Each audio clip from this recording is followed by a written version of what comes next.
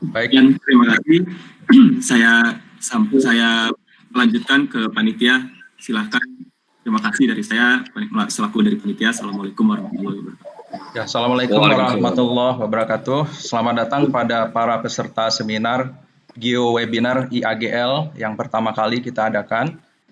Ini adalah webinar nasional terselenggara atas kerjasama IAGL, IAITB, dan Kemenko Maritim. Terima kasih kepada pembicara yang telah hadir. Untuk mempersingkat waktu dari IAGL, kami persilakan Pak Nanang selaku Ketua IAGL untuk memberikan kata sambutan. Terima kasih. Terima kasih Pak Trial. Assalamualaikum warahmatullahi wabarakatuh. Selamat sore, salam sejahtera buat kita semua. Yang saya hormati keynote speaker, Bapak Dr. Ridwan Jamaluddin MSc, Deputi Bidang Koordinasi Infrastruktur dan Transportasi dari Kemenko Maritim, yang juga beliau adalah sekaligus sebagai Ketua IAITB Pusat. Yang saya hormati Bapak Insinyur Rudi Suprihadi Prawira Dinata, MCRP PSD, Deputi Bidang Pengembangan Regional Bappenas. Selamat datang dan terima kasih sudah hadir Pak Rudi. Yang saya hormati Dr. Iman Sadisun, ST, MT, kalau nggak salah sudah profesor ya, Prof. Pakar Geologi Teknik, Ketua MGTI IAGI ITB, dan kandidat kuat untuk Ketua IAGI yang akan datang, ya. Kita support. Kemudian yang saya hormati juga Bapak Dr. Insinyur Muhammad Wahyudi Mehmet, MT, Pakar Geologi Tata Lingkungan dari PSAG. Kemudian yang saya hormati Dr. Eko Yulianto, Kepala Pusat Penelitian Geoteknologi LIPI, dan moderator Insinyur Irwan Zuhri MT dari Divisi Kemitraan Ikatan Alumni Geologi ITB. Wah, kalau kita lihat 5 dari GEA, 1 dari sipil ya. Waduh, sekarang berkolaborasi.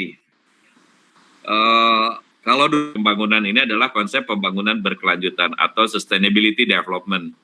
Komisi dunia ini sekarang sudah berubah menjadi World Commission for Environment and Development.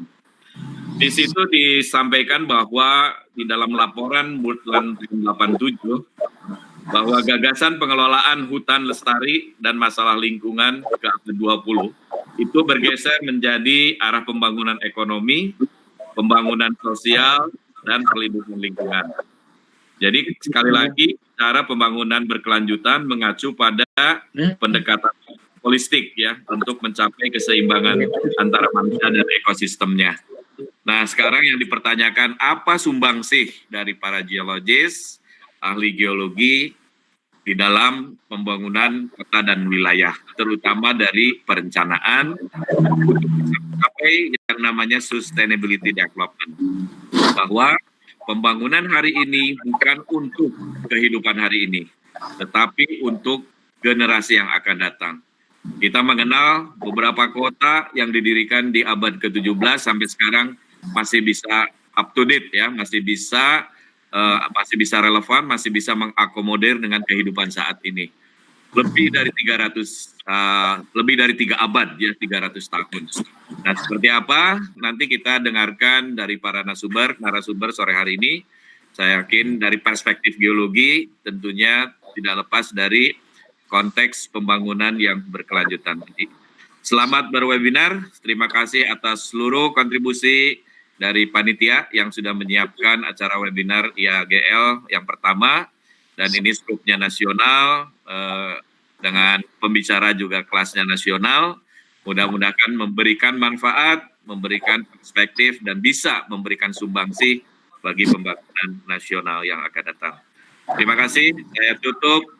Selamat sore, Assalamualaikum warahmatullahi wabarakatuh. Waalaikumsalam warahmatullahi wabarakatuh. Terima kasih Pak Nanang atas kata-kata sambutannya. Kepada para peserta yang tidak berbicara mohon di mute. Kelihatan masih ada noise ya. Baik, langsung saja untuk acara ini akan dibawakan atau akan dimoderatori oleh Pak Irwan Zuhri dari Divisi Kemitraan IAGL. Silakan Pak Irwan. Terima kasih Pak Patrial. Selamat sore Bapak-Bapak semuanya.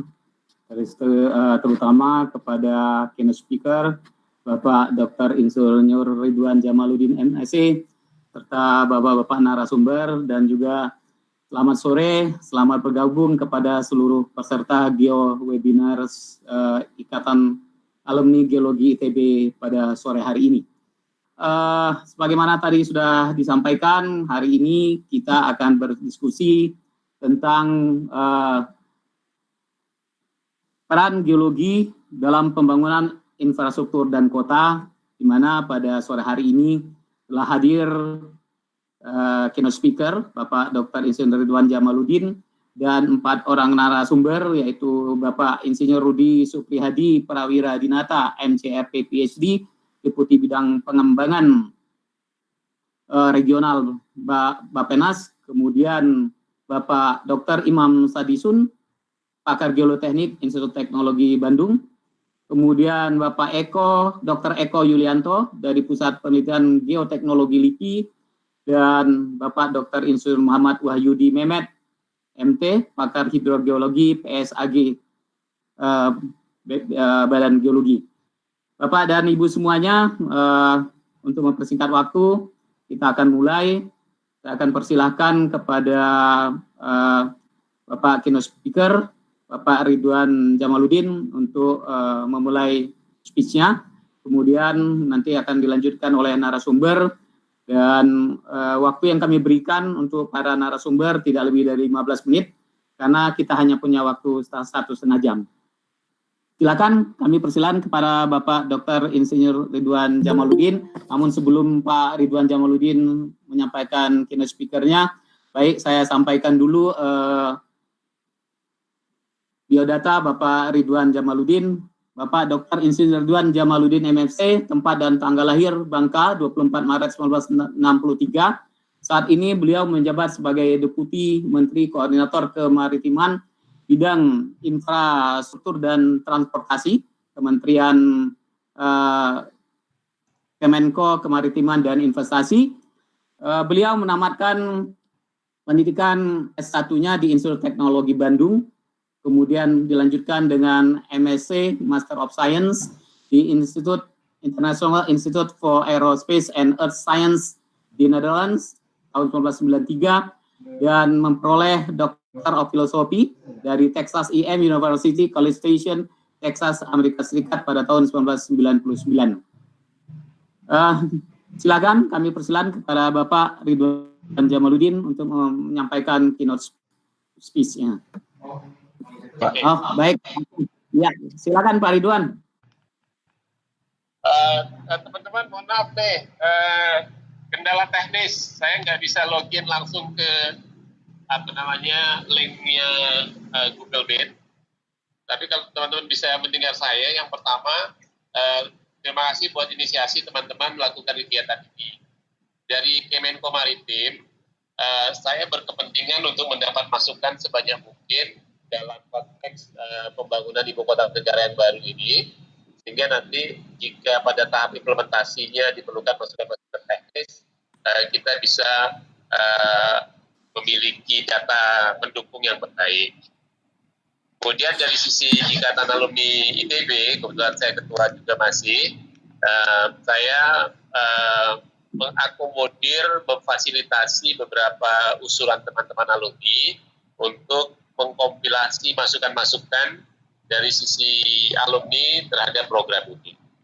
Nah, kemudian dari sisi Ikatan Alumni Geologi, sebagai bagian dari teman-teman geologi juga, saya kira ini topik yang menarik, yang secara teknis mungkin komunitasnya tidak sangat luas gitu ya, sehingga maksud saya para praktisi saat ini lebih banyak bicara tentang tata ruang yang di permukaan, tentang tutupan lahan, tentang investasi, tentang infrastruktur yang akan dibangun. Namun informasi geologi di belakangnya menjadi sangat penting. Setidaknya yang saya pernah ketahui itu ada 2 topik yang menarik yang pernah saya dengar didiskusikan cukup luas. Yang pertama adalah ketersediaan sumber daya air. Ada beberapa diskusi yang mengatakan cukup nggak sih air di calon lokasi ibu kota baru ini? Yang kedua, sempat beredar informasi tentang potensi ancaman bencana gempa dan tsunami. Ini juga menarik. Memang bagi sebagian orang ini lu nakut-nakutin gua aja gitu. Tapi karena kita bicara pembangunan Indonesia dalam jangka panjang dengan investasi yang besar, ada baiknya ini didalami dan dipertimbangkan dengan baik. Nah, saya terima kasih kepada teman-teman yang geologi yang sudah mengorganisir ini. Kemudian khususnya kepada Kang Rudi Prawira Dinata ya Kang, benar kalau salah, dari Bappenas yang memang secara profesional di Bappenas menangani program ini, dan beliau juga salah satu alumni DB Sipil 81 yang banyak berkecimpung. Dan beberapa kali beliau presentasi bersama teman-teman alumni, sekali di BPPT beberapa waktu yang lalu, kemudian kemarin tanggal 11 Maret bersama komunitas alumni juga. Namun kali ini topiknya menjadi sangat spesifik, dalam, dan mungkin juga perlu penanganan dan penyikapan yang baru terhadap data yang akan ditampilkan. Terima kasih Kak Rudi, terima kasih juga pembicara-pembicara yang lain. Ada Yudi juga, ada Eko, dan beberapa pembicaraan lain yang saya kira masing-masing akan memberikan keahlian kepada bidang itu. Dari saya cukup itu. Terima kasih banyak sekali lagi, dan saya masih mencoba login supaya bisa menyimak bicara teman-teman. Kang Irwan, moderator, silakan lanjut. Terima kasih. Baik, terima kasih Irwan Jamaluddin. Beliau juga adalah Ketua Ikatan Alumni Institut Teknologi Bandung. Kita simak tadi, semoga apa yang disampaikan terkait informasi geologi yang nantinya akan menjadi sesuatu inputan yang sangat penting bagi pengembangan suatu kota, tidak hanya mencakup tata ruang dan investasi saja. Baik, untuk mempersingkat waktu, kami persilahkan para narasumber untuk menyampaikan paparannya. Satu narasumber kami harapkan tidak lebih dari 15 menit, yang akan saya mulai dengan dari Bapak Insinyur Rudi Suprihadi Prawira Dinata, MCRP PSD. Mangga, silakan Pak Rudi.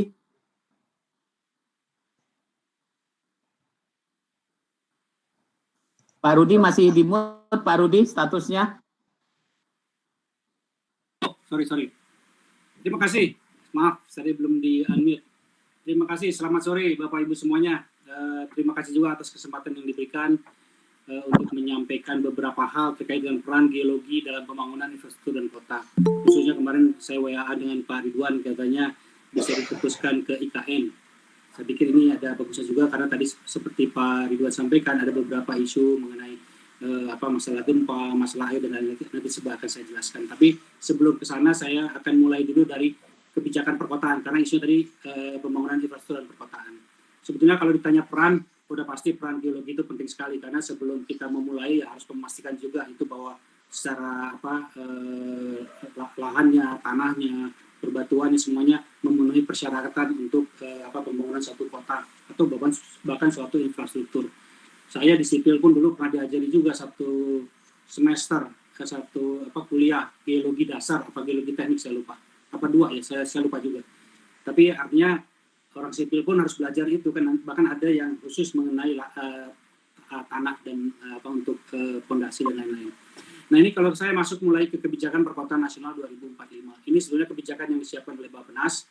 Payung hukumnya sekarang juga sedang berjalan untuk disiapkan. Mungkin saya tidak akan detail, tapi pada prinsipnya ada 5 misi untuk kebijakan perkotaan nasional 2045 ini. Di visi 2045 juga kita sudah sisipkan juga, di mana misi pertama mewujudkan sistem perkotaan nasional seimbang dan mensejahterakan dan berkeadilan. Mungkin saya tidak akan baca satu-satu, tapi ada satu misi di sini, nanti Bapak Ibu bisa lihat di paparannya.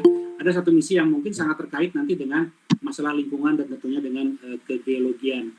Yang itulah misi 4, mendorong perkotaan yang hijau dan tangguh. Hijau itu seperti apa, tangguhnya seperti apa. Nah ini antara lain beberapa hal yang kita coba identifikasi adalah bagaimana memastikan penyediaan pemanfaatan energi terbarukan dan berkelanjutan. Nah, ini kan tentunya kalau kita bicara mengenai energi, banyak hal yang bisa dilakukan di sini. Kemudian penyediaan ruang terbuka hijau dan ruang publik, pemanfaatan sumber daya alam berkelanjutan, dan pengendalian pencemaran lingkungan. serta peningkatan ketangguhan kota terhadap perubahan iklim dan risiko bencana. Nah, kalau kita bicara risiko bencana, karena kita itu di daerah Ring of Fire, kembali mengenai kegempaan menjadi sangat penting.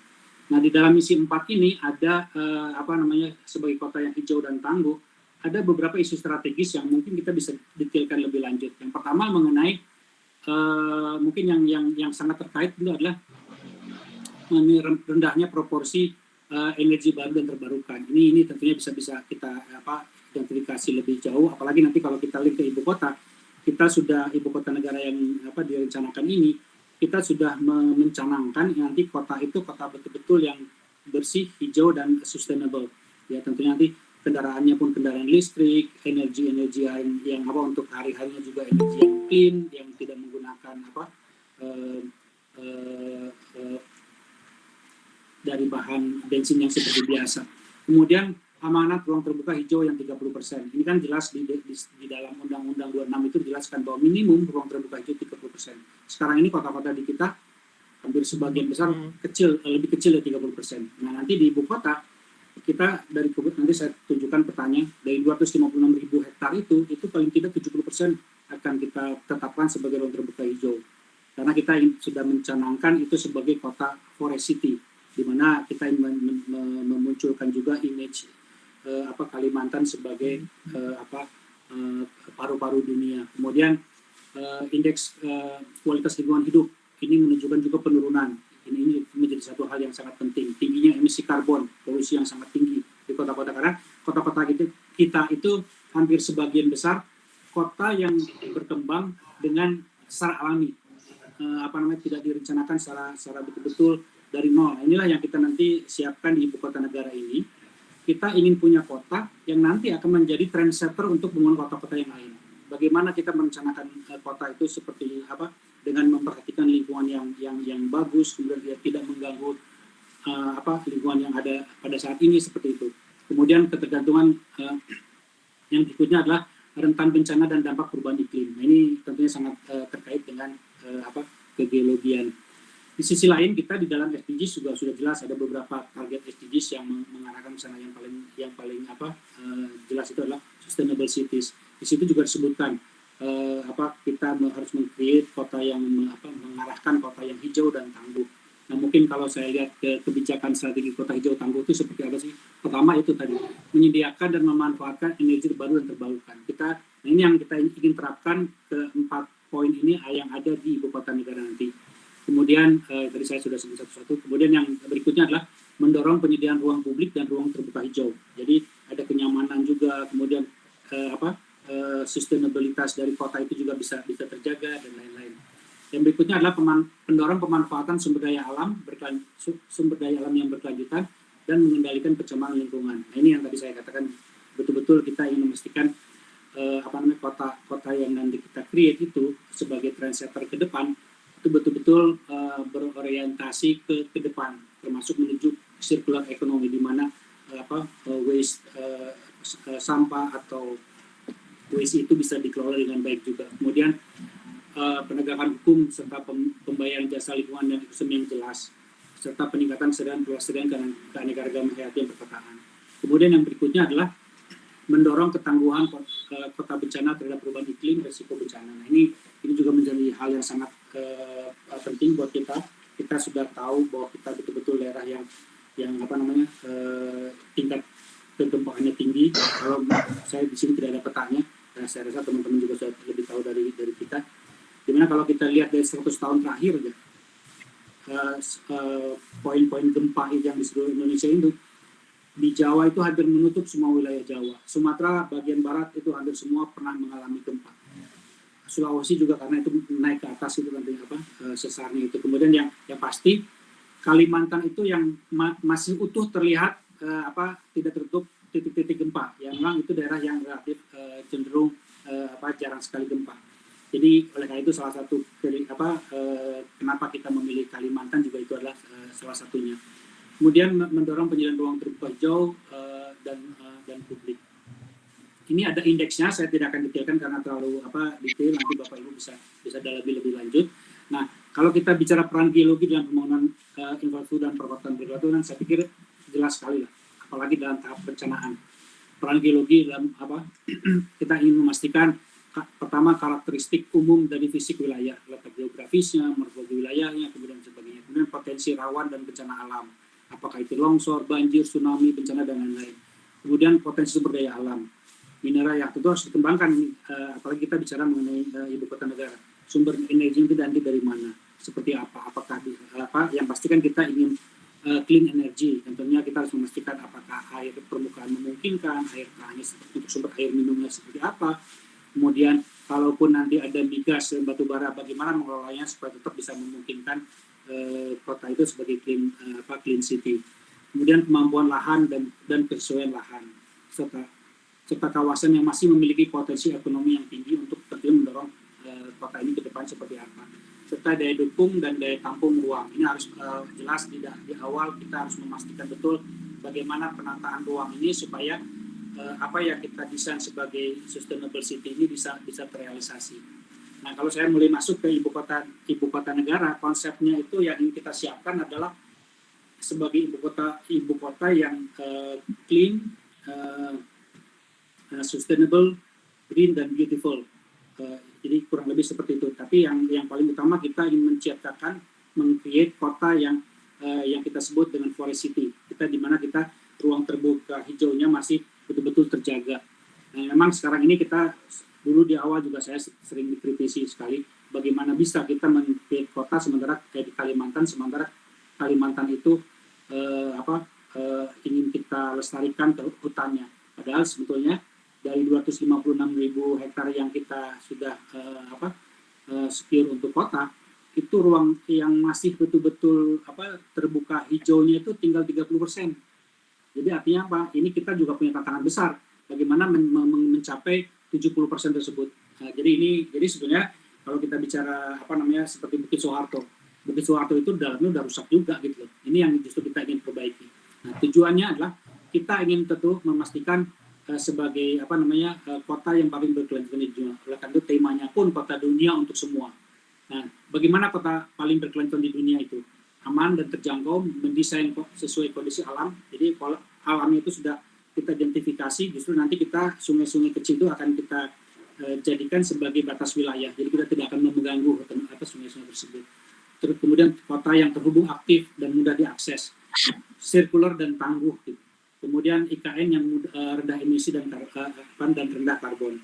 Nah ini dari sisi lain kita juga ingin meng-create kota itu, mungkin Bapak Ibu juga sudah sering dengar, bahwa tujuan kita memindahkan ibu kota itu, yang pertama memang beban di Jakarta, di Jawa ini sudah tinggi, dan juga ingin memindahkan supaya meng-create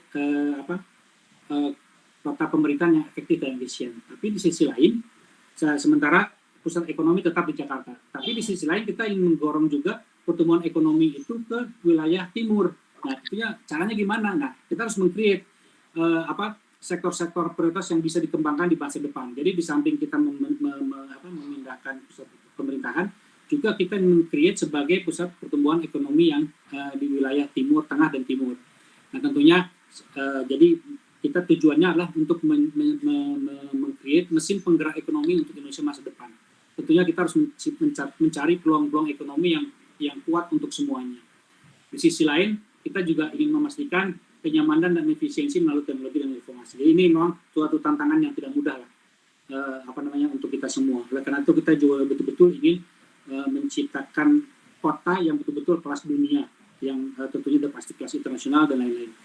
Dan di sisi lain kita juga ingin tetap menjaga simbol identitas bangsa Indonesia, keindahan khas Indonesia, Bhinneka Tunggal Ika dan lain-lain. Nah untuk mencapai ini kita harus pastikan tentu punya fondasi yang kuat, akar-akar yang kuat.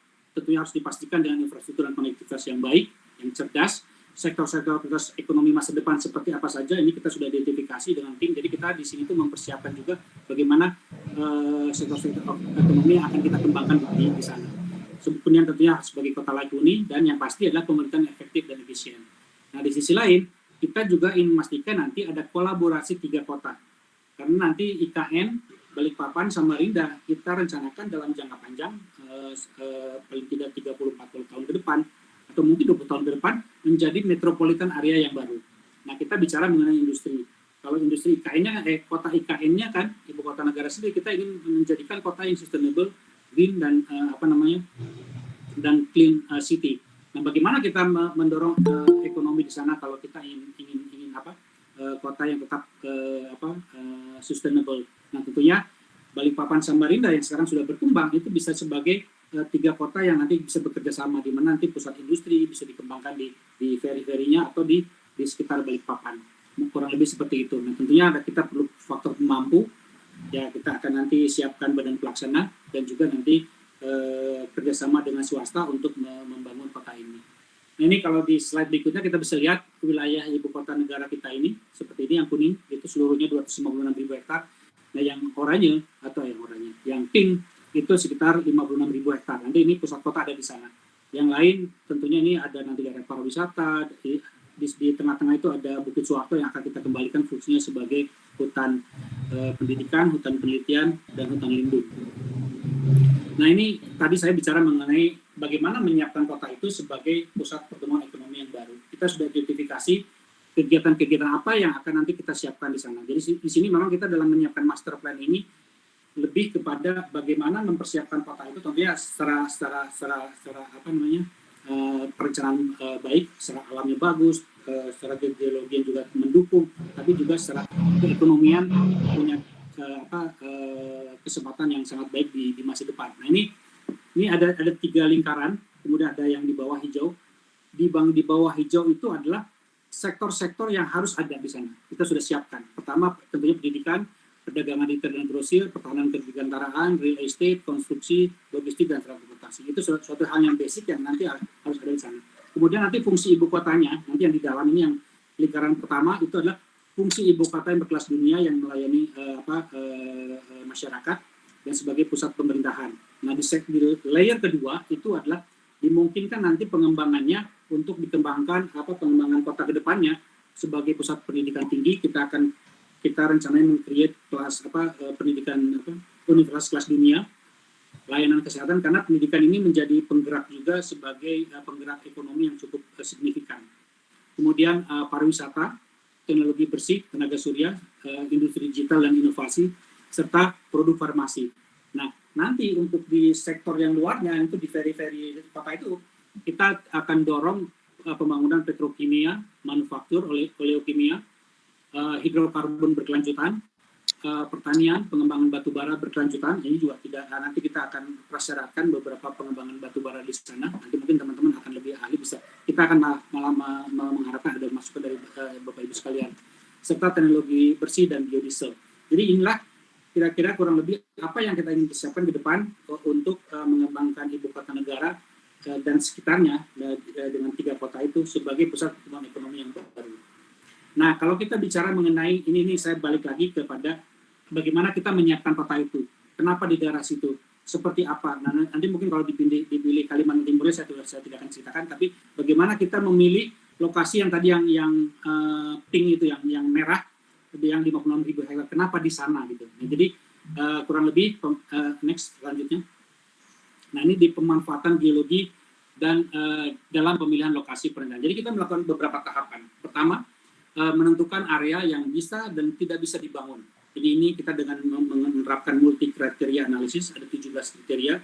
Kalau di ada lebih banyak lagi, mungkin bisa sampai puluhan.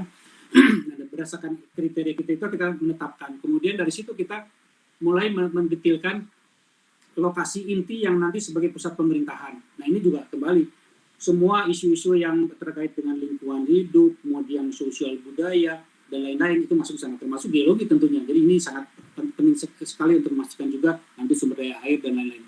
Kemudian nanti kita sampai kepada titik-titik mana yang bisa kita sarankan.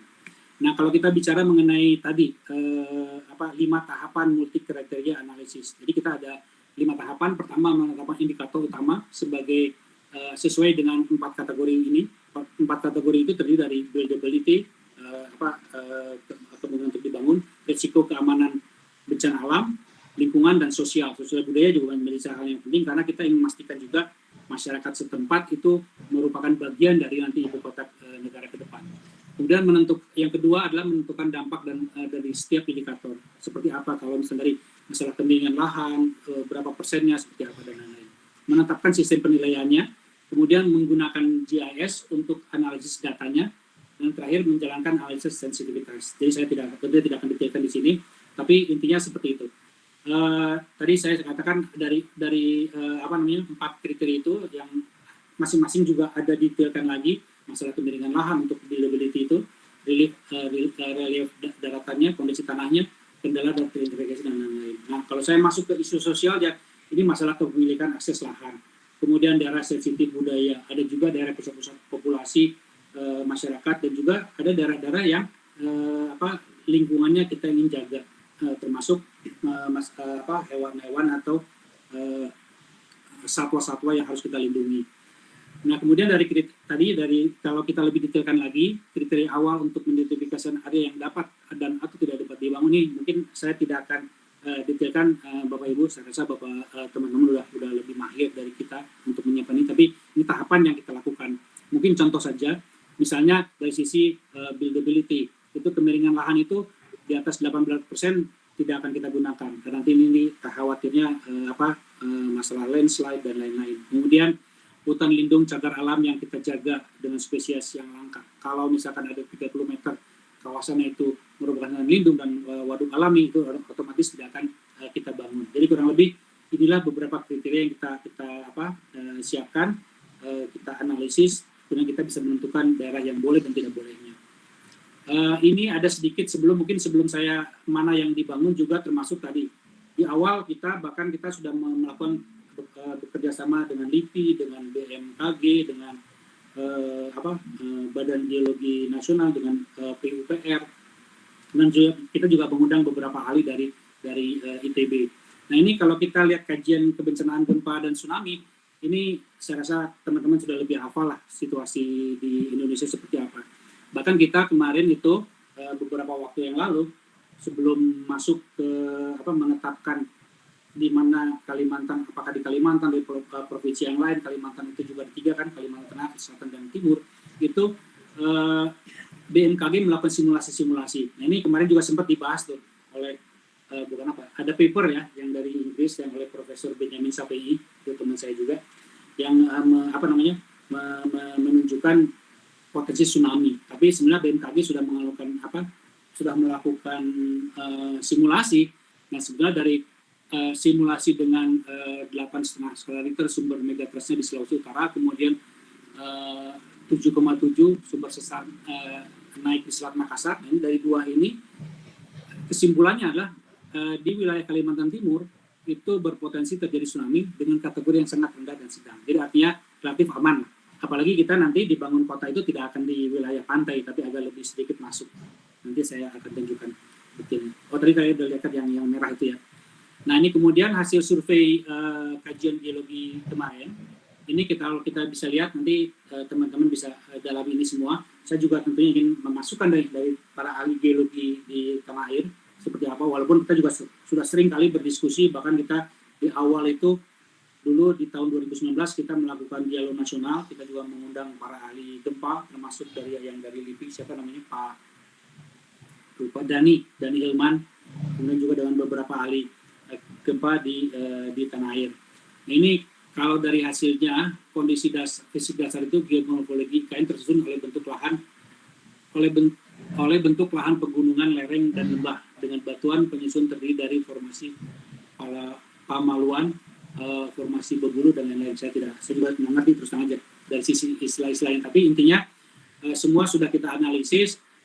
Daya dukung dan daya tampung lingkungan juga termasuk di situ, termasuk tanah batuan yang cukup tinggi bagi pembangunan infrastruktur dan lain-lain. Pastikan kita kalau kita ingin membangun kota, tentunya bebatuan di dalamnya juga harus memadai, terutama kalau kita ingin bangun ke gedung yang tinggi. Kemudian potensi kebencanaan juga kita sudah identifikasi, seperti dilihat di peta sebelah kanan. Dari ini merupakan salah satu kriteria juga di dalam multi kriteria analisis yang kita lakukan. Nah, ini dari hasil tadi semua multi kriteria analisis data sebelumnya, kita bisa tetapkan tadi yang seperti saya katakan yang merah itu, yang sebelah kiri itu berdasarkan mungkin kalau kita kategorikan dari hutan spesies yang dilindungi, pertama terlihat bahwa yang hijau itu yang sebelah kiri, yang hitam itu slide selanjutnya, yang hitam itu sama sekali tidak boleh dibangun. Kemudian yang hijau boleh dibangun, Pak Rudi, yang merah. 2 menit lagi. Ya sebentar. Nanti soalnya kalau nggak selesai nanti nanggung nih Pak. Kemudian resiko kebakaran batu bara semua sudah kita analisis dari 4 yang besar ini, kurang lebih yang sebelah kiri ini.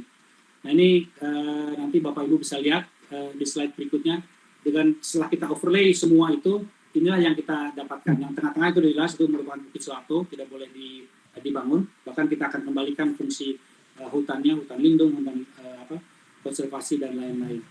Kemudian dari analisis berikutnya, di tahap berikutnya kita mencari lokasi titik-titik sebagai pusat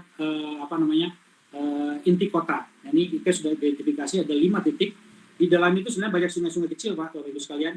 Nah, di situ nanti kita jadikan sebagai batas wilayah dan kita akan pastikan sungai-sungai itu tidak akan terganggu karena kita ingin betul-betul menjaga lingkungannya secara alami. Nah, ini kalau lihat yang hitam abu-abu di tengah itu merupakan banjir 100 tahunan. Jadi kita sudah identifikasi juga mana wilayah banjir dan wilayah yang tidak banjir.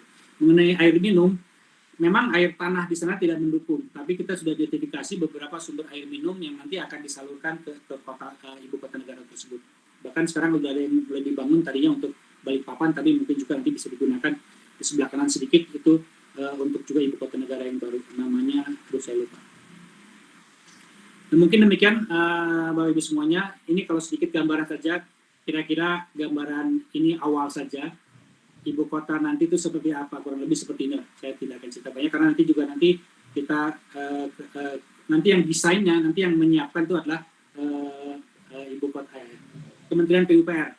Kita hanya menyiapkan dari sisi master plan, kegiatan ekonominya, masyarakat sosial budayanya, kemudian lingkungan hidupnya, tapi untuk urban design nanti Kementerian PUPR akan yang mendetailkan. Nah ini kalau secara visualnya di slide berikutnya bisa dilihat. Ini kurang lebih.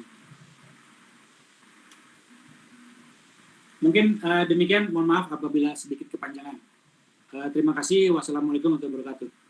Waalaikumsalam. Terima kasih Pak Rudi. Menarik sekali konsep kota yang hijau dan tangguh yang disampaikan terkait juga dengan ibu kota negara baru yang akan segera di-launching, dan juga telah menyampaikan beberapa peran geologi. Di sini kita bisa melihat beberapa peran geologi dalam pengembangan suatu kota.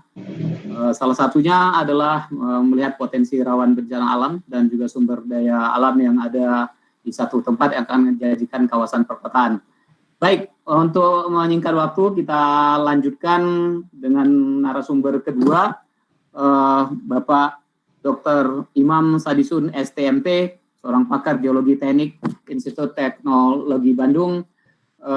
Pak Imam menamatkan S1 Teknologi dari ITB pada tahun 1994, kemudian program S2, jenjang S2 ditamatkan di Teknik Geologi Institut Teknologi Bandung pada tahun 1998 dan meraih S3 dari Earth Resources Engineering Kyushu University Jepang pada tahun 2004. Kami persilakan Pak Imam Ahmad Sadisun untuk menyampaikan paparannya. Terima kasih Pak Irwan selaku moderator. Selamat sore Bapak Ibu sekalian. Assalamualaikum warahmatullahi wabarakatuh. Waalaikumsalam warahmatullahi wabarakatuh. Satu kehormatan untuk saya untuk bisa presentasi di sini, terutama terkait dengan pemaparan Pak Rudi yang cukup komprehensif mengenai perencanaan ibu kota negara yang baru. Dan tentunya saya tidak akan mengerucut ke sana untuk kali ini. Saya akan lebih banyak menjelaskan berbagai hal terkait dengan aspek geologi teknik yang perlu diperhatikan dalam pembangunan infrastruktur, juga pengembangan kota secara lebih umum lagi. Bapak Ibu sekalian, presentasi saya akan saya bagi menjadi 4 bagian. Yang pertama tentunya saya akan memberikan sedikit highlight mengenai peran ahli geologi teknik dan berbagai kegiatan terkait dengan geologi teknikan. Kemudian yang kedua, saya ingin menjelaskan mengenai detail bagaimana seorang ahli geologi teknik dalam berperan dalam perencanaan infrastruktur maupun penataan ruang secara umum, termasuk ruang perkotaan. Kemudian khusus mengenai geologi teknik perkotaan atau urban engineering geology yang juga saat ini semakin berkembang sangat pesat dengan tumbuhnya banyak perkotaan di dunia, dan sedikit juga nanti saya akan menyinggung bagaimana kaitannya dengan rencana IKN, dan terakhir tentunya saya tutup dengan sebuah catatan. Baik Bapak Ibu sekalian, satu slide yang mungkin sangat klasik yang sering saya gunakan untuk menjelaskan bagaimana peran ahli geologi teknik terutama dalam berbagai kegiatan pengembangan infrastruktur. Nah, di sini memang yang menarik adalah kita bisa melihat adanya dua kuadran ya yang sangat berbeda, di mana pada posisi kiri kita melihat bagaimana ahli geologi mendalami berbagai hal terkait dengan kebumian, baik dari inti bumi yang memiliki karakter yang khas sampai proses-proses yang ada di permukaan yang biasanya dihadapi pada pengembangan infrastruktur tentunya. Kemudian di sisi kanan, Bapak Ibu sekalian bisa melihat berbagai infrastruktur yang saat ini sedang dibangun di Indonesia, yang kebetulan saya ambil sendiri dan memiliki kesempatan untuk berkunjung ke dalam berbagai infrastruktur yang ada, yang nanti juga saya perlihatkan di beberapa slide contoh bagaimana pengembangan infrastruktur yang harus memperhatikan aspek-aspek geologi. Ada kalimat kecil pendek di bawah itu yang menyatakan bagaimana geologi sangat penting dalam kaitannya dengan pengembangan infrastruktur. Bisa kita lihat bagaimana infrastruktur itu dibuat di atas bumi, dalam hal ini menempatkan batu dan tanah sebagai daya dukung, bagaimana bearing capacity terhadap infrastruktur yang ada. Nah, atau bahkan infrastruktur yang saat ini juga cukup banyak berkembang, seakan-akan ditanam di bawah permukaan, sehingga kita juga akan berhadapan dengan karakteristik bawah permukaan, terutama juga akan menjumpai batuan-batuan yang selama ini mungkin dari sisi teknik sipil jarang menjumpainya kalau bermain infrastruktur di permukaan saja. Dan tentunya hal yang tidak kalah penting adalah kita akan menggunakan material konstruksi yang juga berasal dari tanah dan batuan. Nah, disitulah peran ahli geologi teknik sebenarnya cukup banyak diharapkan, dan di sini saya juga seringkali mengemukakan satu definisi yang sudah dibuat oleh para ahli geologi teknik dunia, bagaimana definisi ini menjadi guidance kita untuk berperan dalam pengembangan infrastruktur maupun penyelesaian masalah lingkungan. Ada dua kata yang saya beri merah di bagian awal. Yang pertama yaitu investigasi, yang kedua, nah ini yang penting adalah bagaimana ahli geologi teknik bisa memberikan solusi. Tadi dikatakan kalau ahli geologi itu banyak menakut-nakuti, tetapi ahli geologi teknik tentunya nanti juga ikut memikirkan bagaimana solusi itu bisa diberikan. Baik Bapak Ibu sekalian, saya juga seringkali mengambil kalimat yang diutarakan oleh Hoek and Palmeri dalam satu papernya yang berbicara mengenai proyek-proyek infrastruktur yang besar, dan dia mengatakan hal yang cukup menarik di sini, di mana kita berhadapan pada satu kondisi, biasanya memang ini ranahnya ahli geologi, yang tidak terlihat dalam satu perencanaan berbagai kegiatan pembangunan gitu ya, unforeseen geological condition. Nah, disinilah yang sebenarnya dibutuhkan ketelitian, kecermatan gitu ya, dan ketekunan untuk menerapkan berbagai teori, konsep, dan tentunya hasil investigasi geologi untuk bisa mengungkapkan kondisi geologi secara baik. Nah, satu hal yang juga disarankan oleh Hoek and Palmeri yang cukup baik di sini, dan ini menjadi the best solution menurut dia, yaitu mendefinisikan kondisi geologi seawal dan seakurat mungkin. Nah, makna awal dan akurat mungkin inilah yang sebenarnya sering saya garis bawahi dan sering dilanggar dalam tanda kutip gitu ya. Early as possible. Ahli geologi kadang-kadang diundangnya tidak se-early yang tertulis di sini, tapi telat, ada masalah baru diundang. Kemudian juga kadang-kadang data geologi yang digunakan tidak seakurat tahapan konstruksi yang memang sudah harusnya menggunakan informasi, data dan informasi yang sangat detail. Seringkali seperti itu, sehingga saya sangat sedih sekali pada saat desain detail, desain engineering detail itu menggunakan hanya data-data geologi yang publish dan skalanya masih sangat kecil. Nah, itulah yang saya anggap melanggar as accurately as possible. Nah, satu kalimat yang saya ambil dari Bapak investigasi geoteknik, yaitu Clayton, yang mengatakan cukup baik terkait dengan hal ini, karena apa yang menjadi dasar pada prinsipnya adalah investigasi, sehingga ada kalimat di bawah itu, without site investigation, ground is hazard. Nah, ini yang harus hati-hati Bapak Ibu sekalian. Melanjutkan hal ini, saya ingin memberikan ilustrasi belajar dari kegagalan-kegagalan infrastruktur di dunia maupun di Indonesia, tetapi saya akan meng-highlight saja dua contoh di antaranya yang juga sangat terkenal. Yang pertama terkait dengan runtuhnya dam di San Francisco sana pada awal abad yang lalu, dan ini cukup menarik karena ini ditengarai dalam proyek tersebut sama sekali tidak melibatkan ahli geologi. Saya bilang sangat fatal sekali gitu ya. Dan apa yang terjadi, kita bisa melihat dari beberapa dokumen, dan di sini saya garis bawahi, yang menjadi sandaran-sandaran dari bendungan tersebut ternyata batuan-batuan yang secara geologi teknik kita masukkan dalam kategori unfavorable condition gitu ya, dengan hadirnya mikaskis yang memiliki arah ya, foliasi searah dengan lereng yang memungkinkan menjadi bidang gelincir dan sangat berpotensi sekali. Kemudian adanya fault system yang ada di sana yang juga kurang diperhatikan dalam hal zona-zona hancuran yang terbentuk, maupun adanya konglomerat yang sebagian ternyata masih bersifat loose dibandingkan batuan-batuan lainnya. Yang kedua, Bapak Ibu sekalian, ini juga satu tempat yang mungkin semuanya sudah sangat sering mengenalnya, yaitu Hambalang.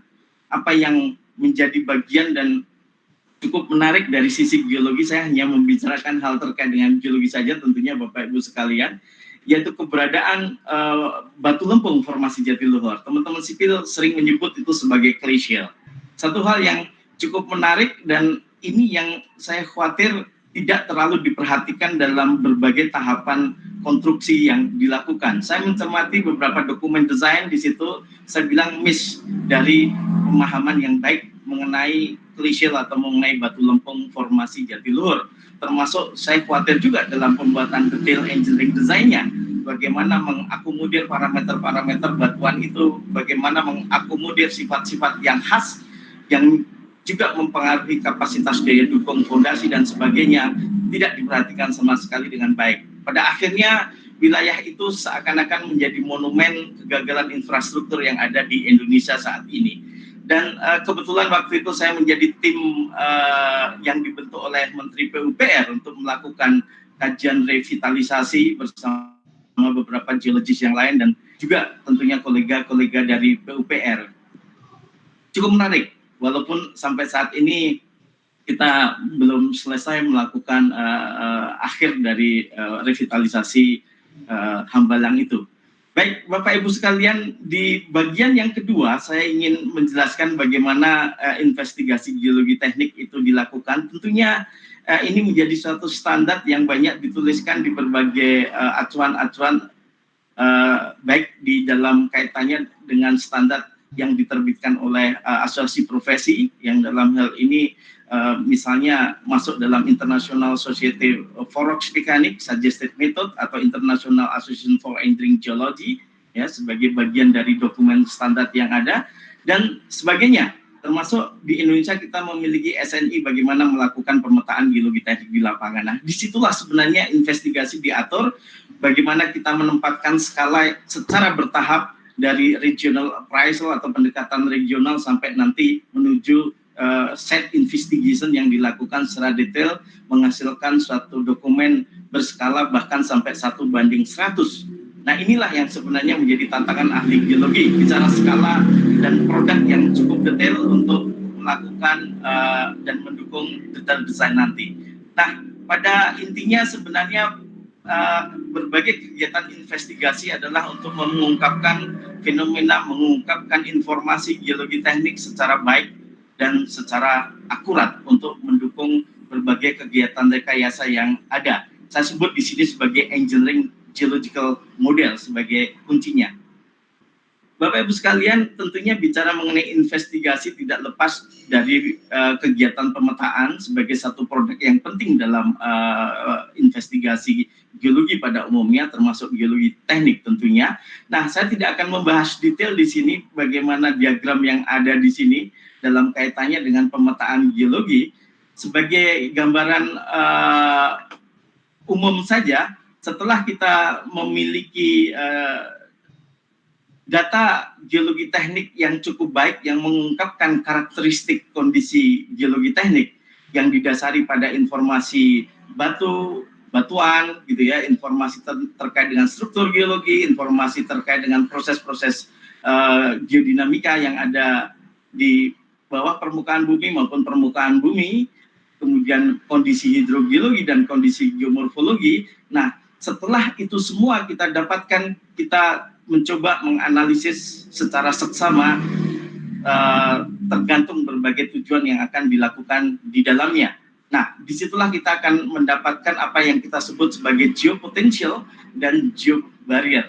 Nah, ini yang menarik Bapak Ibu sekalian. Nah, disinilah kita akan berhitung secara ekonomi dan sebagainya, termasuk tentunya dari sudut pandang keteknikan. Sehingga ada hal yang sifatnya mendukung, suitable, ada yang harus optimalisasi, dan ada yang harus dimitigasi karena ini berpotensi hazard, dan sebagainya. Bahkan kadang-kadang kita memasukkan juga unsur yang harus dihindari. Baik, Bapak Ibu sekalian, itu bagian yang kedua terkait dengan mitigasi, kemudian terkait dengan investigasi, kemudian bagian yang ketiga. Nah, izinkan saya menguraikan mengenai geologi teknik perkotaan, diawali dengan sedikit menginformasikan kegiatan yang sudah dicanangkan oleh Presiden kita terkait dengan percepatan proyek strategis nasional. Dalam hal ini di dalamnya memang banyak hal terkait dengan percepatan penyediaan infrastruktur. Saya tidak akan membahas satu demi satu Bapak Ibu sekalian. Di sini yang menarik bagi kita sebagai ahli geologi ini juga challenge. Bagi mahasiswa saya selalu mengatakan, Anda nanti masih punya potensi nih untuk berperan di dalamnya. Kita memiliki banyak sekali jalan tol, entah Trans Jawa, Trans Sumatera, Trans Sulawesi, dan seterusnya, bahkan Trans Papua nanti. Dan kita memiliki proyek bendungan, ada 40 tercatat di sini, dan sebagainya, yang sekarang ini sebagian sedang dilaksanakan. Nah, Bapak Ibu sekalian, saya mengajak sedikit jalan-jalan ke berbagai infrastruktur yang masuk ke dalam percepatan proyek nasional. Ini ada nomor 4 di sini, acak saja, yaitu tol Balsam, saya sebut ya, Balikpapan Samarinda, dan saya memiliki kesempatan di sana. Dan ini karakternya mungkin setidaknya tidak begitu berbeda dengan ibu kita, calon ibu kita negara kita. Waktu itu saya juga membahas khusus mengenai bagaimana penanganan batu lempung di sana, dan juga masalah coal yang juga akan mempengaruhi bearing capacity terhadap jalan yang dibangun saat ini. Kemudian Bapak Ibu sekalian, yang nomor 16, ini kemarin juga baru saya bahas mengenai tol Cisumdawu, terutama terkait dengan terowongan. Ini adalah terowongan pertama yang kita miliki untuk jalan tol di Indonesia, tentunya satu kebanggaan bagi kita ya, dan akan menyusul terowongan-terowongan lain yang cukup banyak ya, minimal sekarang yang sedang konstruksi terkait dengan terowongan ada 20 lebih ya yang saya ketahui. Dan konstruksi lain juga yang masuk dalam kategori infrastruktur nasional yang sedang, kalau ini sudah selesai Bapak Ibu sekalian, yaitu tol Semarang Solo. Nah, sebenarnya di ketiga proyek tadi ada beberapa hal yang bisa kita gali terkait pembelajaran aspek-aspek geologi yang cukup penting dan berbagai kendala yang ada di dalamnya. Satu hal yang masih menjadi PR cukup besar, tol Semarang Solo ini juga berhadapan pada batuan yang teman-teman sipil menyebut sebagai klise, teman-teman geologi lebih mengenal sebagai batu lempung atau batu lano. Nah, inilah yang menjadi tantangan juga. Ada beberapa kendala yang cukup berat yang dihadapi di sepanjang jalan tol Semarang Solo. Nah,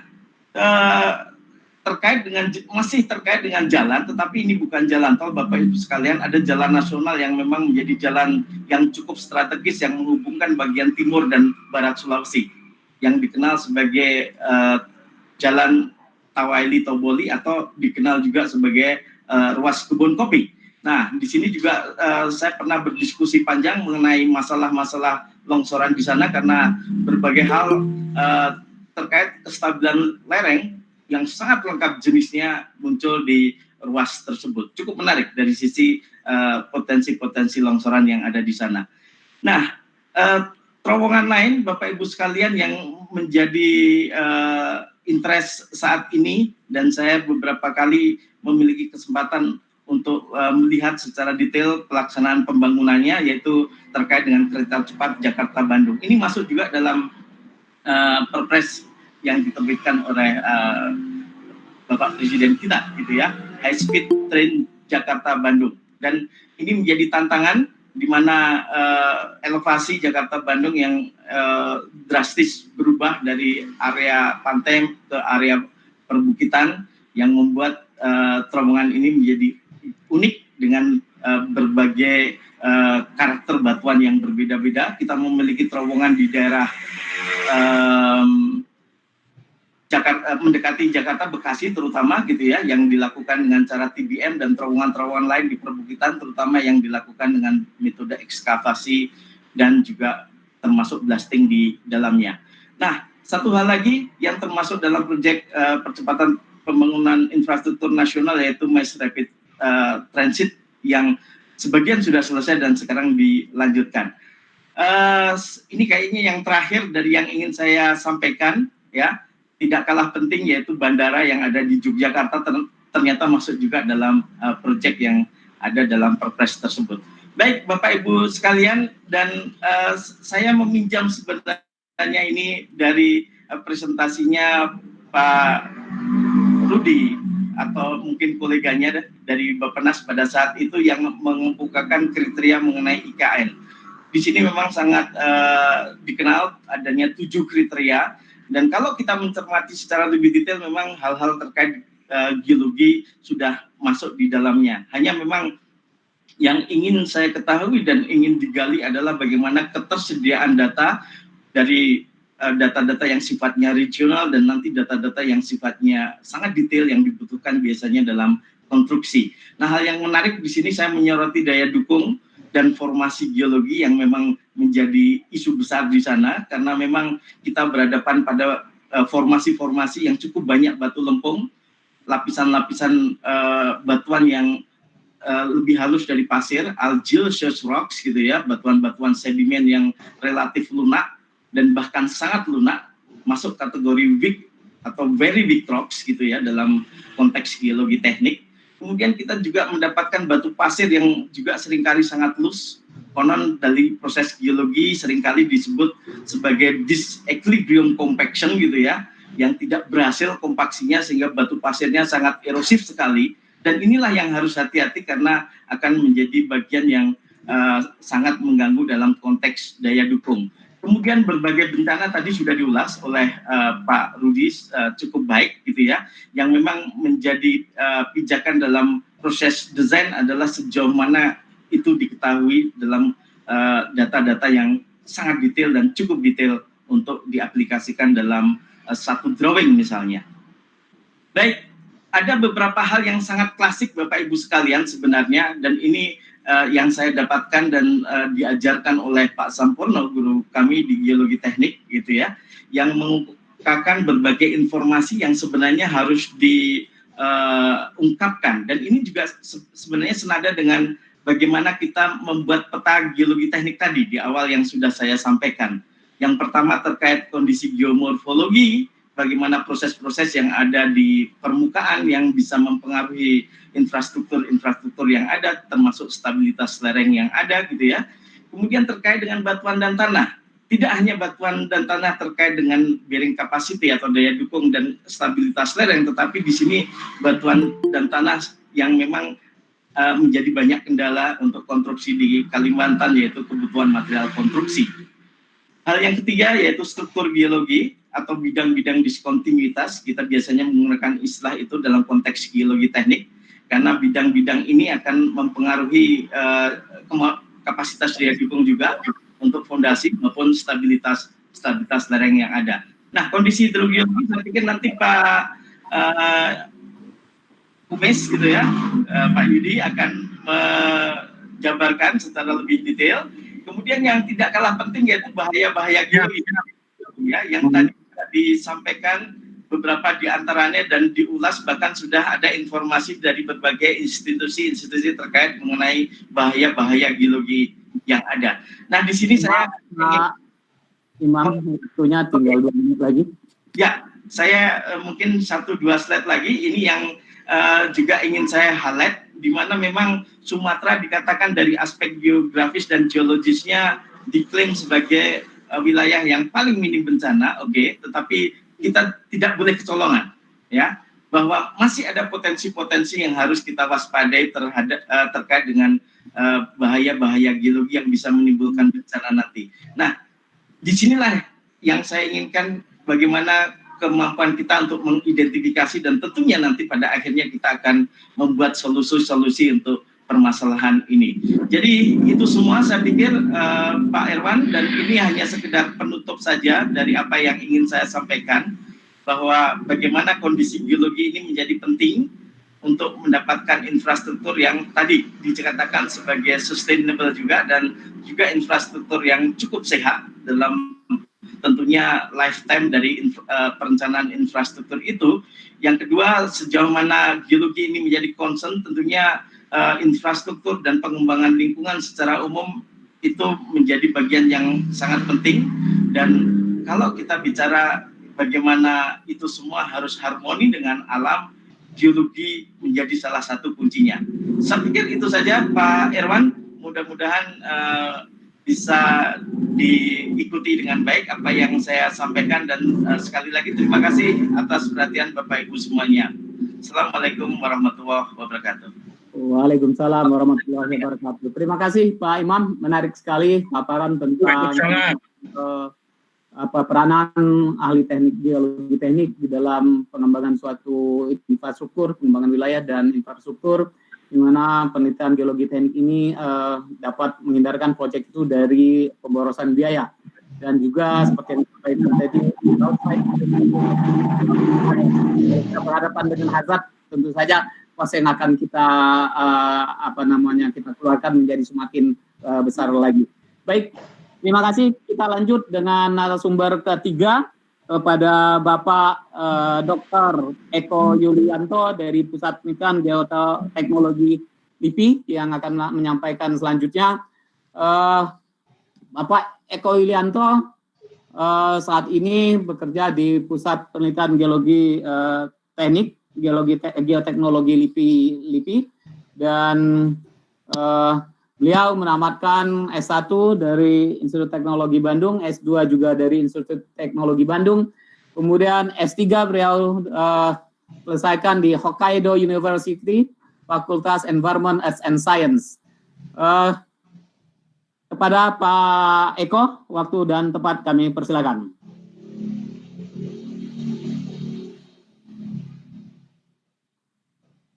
Silakan Pak Eko.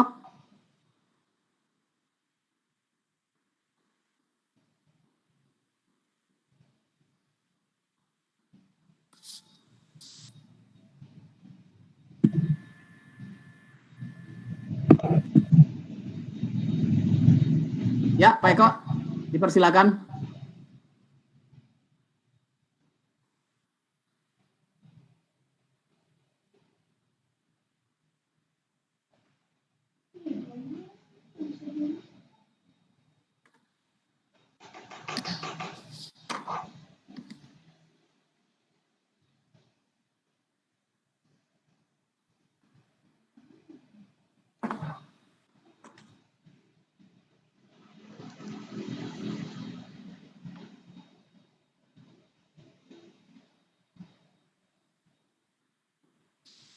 Pak Eko sudah bisa bergabung, nyambung? Suaranya belum muncul, Pak Eko.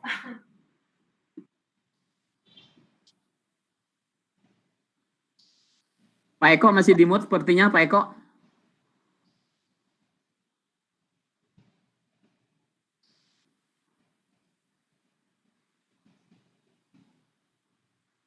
Pak Eko?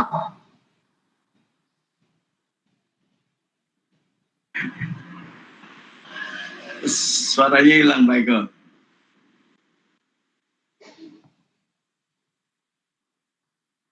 Pak Eko bisa? Kalau belum bisa mungkin biar Pak Eko bisa mempersiapkan dulu, kita lanjutkan dulu dengan Pak narasumber selanjutnya dengan Bapak Dr. Insinyur Muhammad Wahyudi Mehmet MT, seorang pakar hidrogeologi PSAG. Bapak Dr. Insinyur Muhammad Wahyudi. Halo Pak Eko, bisa kontak Pak Eko? Pak Eko bisa kontak kita? Baik, kami lanjutkan dengan Pak Muhammad Wahyudi Mehmet, Bapak Dr. Insinyur Muhammad Wahyudi Mehmet MT. Ya, halo. Ya, baik Pak. Udah ada slide-nya dari Pak itu ya? Slide-nya dari sana Pak. Oke, silakan Pak Eko.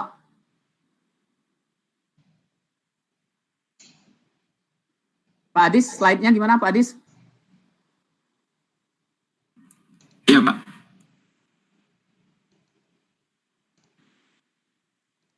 Di share slide-nya, Dis.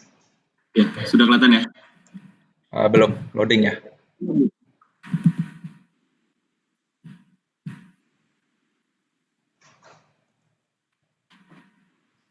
Sudah kelihatan Pak Irwan?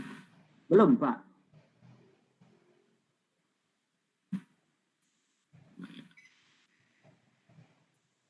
Share. Salam dulu Pak. Buat Nih, Pak Ridwan. Pak Ridwan salam. Nah, sudah. Buat Pak Togo, Pak Imam, Pak Indra juga, Pak Indra Badri. Kita lanjut dengan Pak Muhammad Wahyudi ya, Pak Muhammad Wahyudi. Baik Pak. Jelas tuh suara Pak? Jelas Pak Muhammad Wahyudi, kami perkenalkan dulu Pak Mehmet. Ya, Pak Mehmet menyelesaikan geologi ITB S1, kemudian dilanjutkan dengan Magister di Environmental Engineering ITB S2, kemudian S3-nya di Geologi Doctoral Graduate dari Pajajaran University. Monggo dipersilakan Pak Mehmet. Ya, terima kasih Pak. Jelas Pak ya? Jelas Pak, jelas Pak. Saya salam dulu ke Pak Ridwan dulu. Ininya Pak Jangkung spill Libero Pak, Libero GA Pak. Saya back kirinya, back kanan. Terus Pak Badri. Ayo. Pak Eko juga. Ya. Jadi peran geologi dalam pembangunan infrastruktur tata kota saya bagi nih ya. Sistem geologi tata lingkungan dalam solusi komponen kompleks yang ruwet. Kolaborasi dengan bidang ilmu lain terutama kita banyak lain. Kemudian apa yang harus dipakai dengan metode matrik. Saya dibagi lagi menjadi peranan geologi dalam infrastruktur yang sudah existing nih. Kemudian biologi yang di infrastruktur ibu kota dianggapnya sebagai perawan nah ini ibu kota nih. Kemudian dengan ibu kota overlay, dan terakhir kesimpulan. Ya lanjut. Tetap stay home. Nah ini kan lihat ini dari pembangunan nih yang di UN nih. Pembangunan berkelanjutan ini begitu ruwetnya Pak. Tapi di sana ada bahasa-bahasa geologi, itu hidrogeologi, geotermal, bahan galian, ada geofisika, tapi geomorfologi, kan ada tuh, erosi, ini bahasa geologi Pak. Tapi dihubungkan dengan adanya infrastruktur, infrastruktur misalnya ada kapal laut itu, ada gedung kan, kemudian ada masalah hidropower, ada GIS, remote ini. Bagaimana ini mengklasifikasi geologi itu jagonya kan mengklasifikasi Pak. Juga ada masalah-masalah misalnya riset, ada LSM ini, ada apa pemerintahan. Nah ini gimana nih caranya mengklasifikasi, memudahkan ya Pak ya. Jadi saya juga pakainya jangan ilmu Pak Sampurno, Prof Sampurno tadi. Ini ada geotermal. Nah ini mengklasifikasikan menjadi hal yang mudah. Seorang geologis. Ya lanjut. Lanjut Pak. Nah kita geologi, saya geologi lingkungan, ada geologi teknik, hidrogeologi. Pak Nanang sebagai geologi migas mungkin ya. Pak Ridwan dulunya geologi maring, kalau misalnya. Terus ada juga mineral yang ditambang, geofisika, geokomputasi sekarang yang muda. Kita kolaborasi nih biasanya dengan S2 dan S3 kolaborasinya bisa. Teknik lingkungan, planologi, sipil, parodi sipil, tambang, perminyakan, dan lain-lain. Tapi yang paling penting Pak sekarang kita harus ngerti hukum Pak, buat peraturan dan perundang-undangan, itu jangan sampai ketinggalan. Dan juga kadang-kadang kita juga sering sekarang dihadapkan dengan jurnalis nih Pak. Nah, bagaimana kita menerangkan itu ada rig di Anjungan itu bagaimana tuh kok ada rig, bagaimana bor di sana. Tentunya ada ahli geologi migas. Kemudian ada bendungan Saguling. Kok bisa bendungan Saguling dibangun di atas bukit di Batuan Gamping. Ini gimana nih supaya jelas. Ada juga ini pembangunan TPA. Ini geologi sangat kental nih, hidrogeologi, geologi teknik. Bagaimana sampai jangan tercemar. Udah nanti ditimbun, tercemar, longsor. Nah itu kan. Nah ini yang masalah di Meikarta menjadi ada masalah nih airnya atau gimana nya nih nggak ngerti. Terus juga ada dalam sarana longsor di daerah kereta api. Geologis dulu di kereta api ada tuh Pak, siapa lupa, dari Panasution di kereta api Pak. Geologis terjadi juga di kereta api. Ya lanjut. Ya. Nah ini kita bagi Pak jadi matrik. Jadi geologis itu berperan dari mulai perizinan, peraturan, investasi, perizinan bisa di pemerintahan, bisa di konsultan, bisa juga di kontraktor, studi kelayakan. Ini geologis berperan juga Pak. Penataan ruang, tadi kerjasama dengan misal planologi, DED, jelas geologi antara sipil, geologi, DED-nya apa? Geologi untuk ke bawahnya Pak, untuk bencana, untuk kota TPA, untuk energi, rig, bor, tadi di lautan, transportasi, pelabuhan, itu yang terus untuk geologi. Saya bagi nih geologi apa aja yang sangat berperan. Sekarang kan banyak geologi, tidak hanya migas sebetulnya, geologi itu masih banyak ini Pak. Apalagi sekarang ada geowisata, geopark itu yang sedang dikembangkan, itu perlu juga infrastruktur. Bagaimana itu infrastruktur? Nah, betul Pak Togu ya Pak, kan infrastruktur. Ini peranan geologi, jadi sangat diperlukan. Nah, sampai dampak lingkungan monitoring setelah dibangun itu pasti ada dampaknya.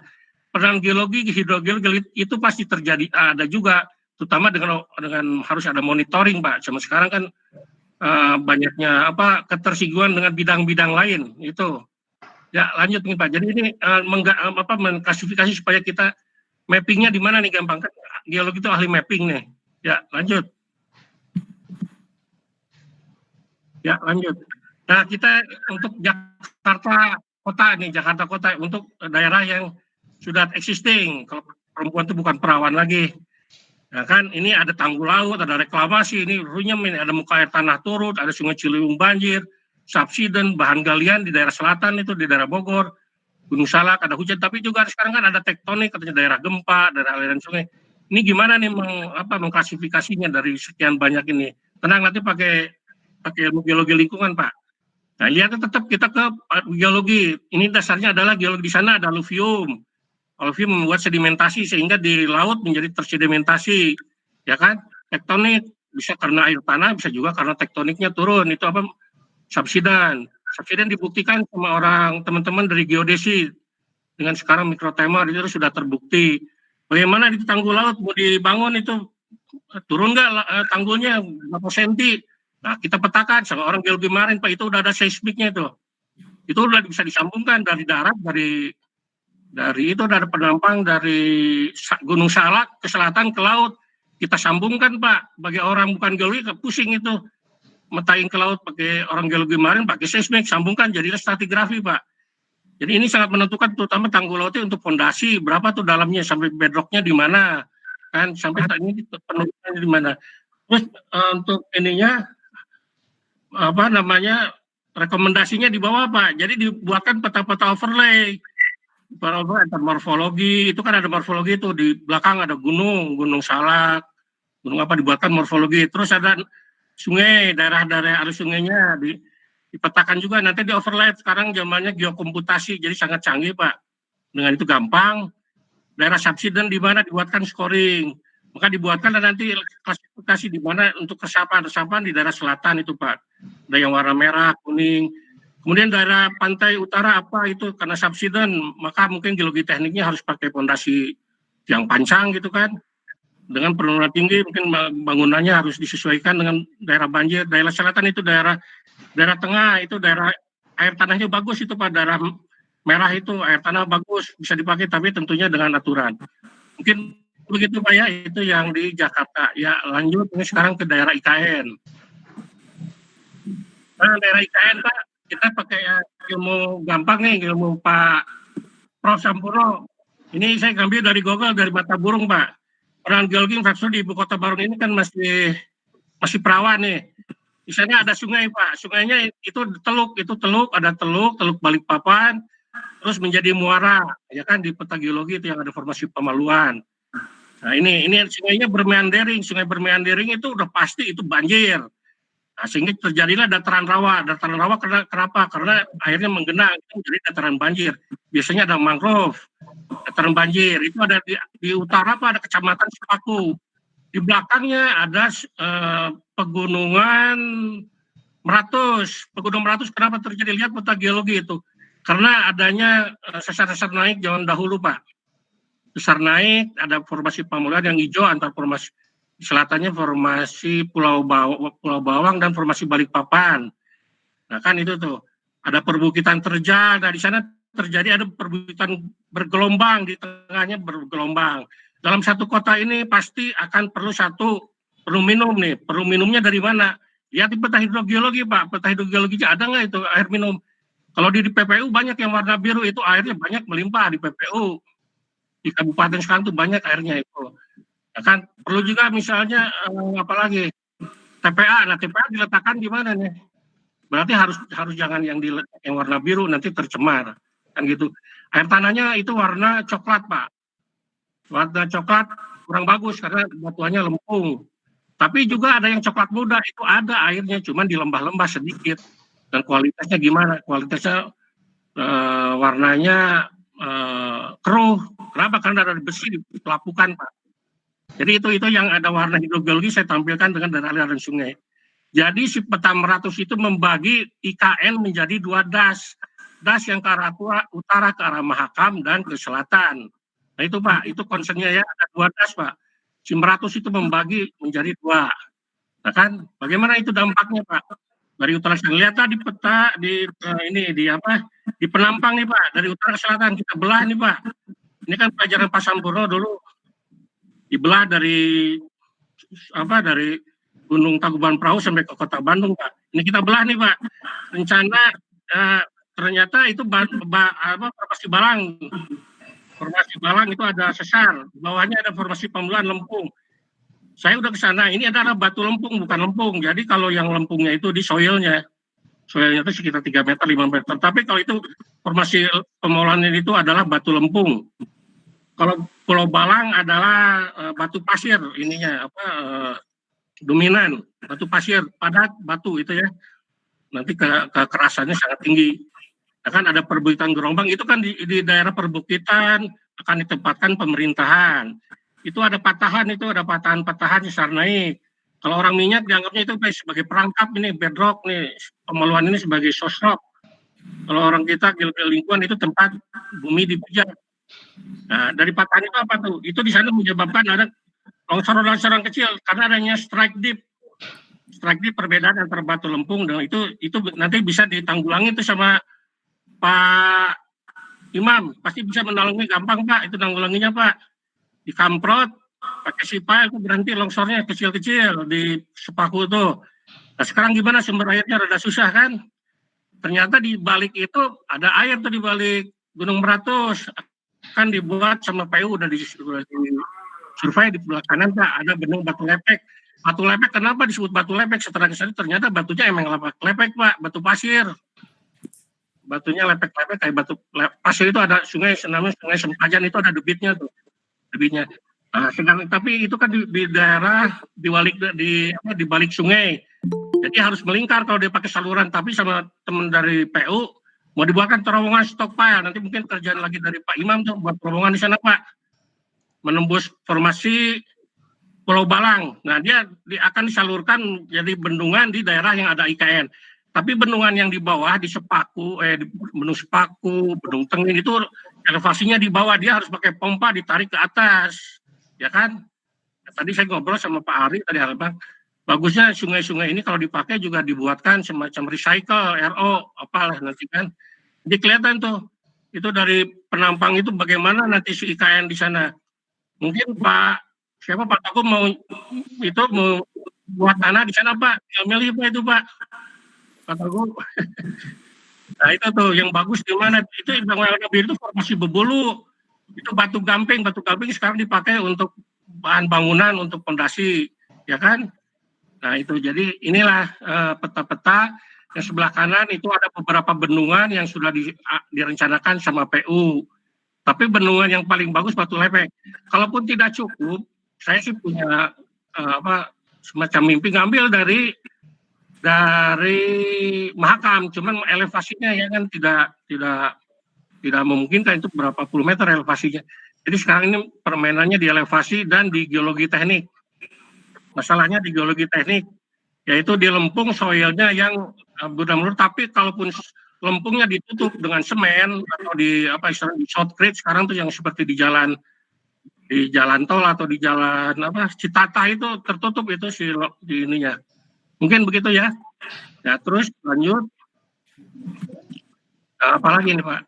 Di daerah ini, daerah rawa, mungkin balik lagi Pak, daerah rawa. Karena itu balik lagi mungkin Pak. Ya, balik lagi Pak. Balik lagi. Nah ini daerah rawa Pak, daerah rawa tadi yang tadi itu karena dia daerah pasang surut.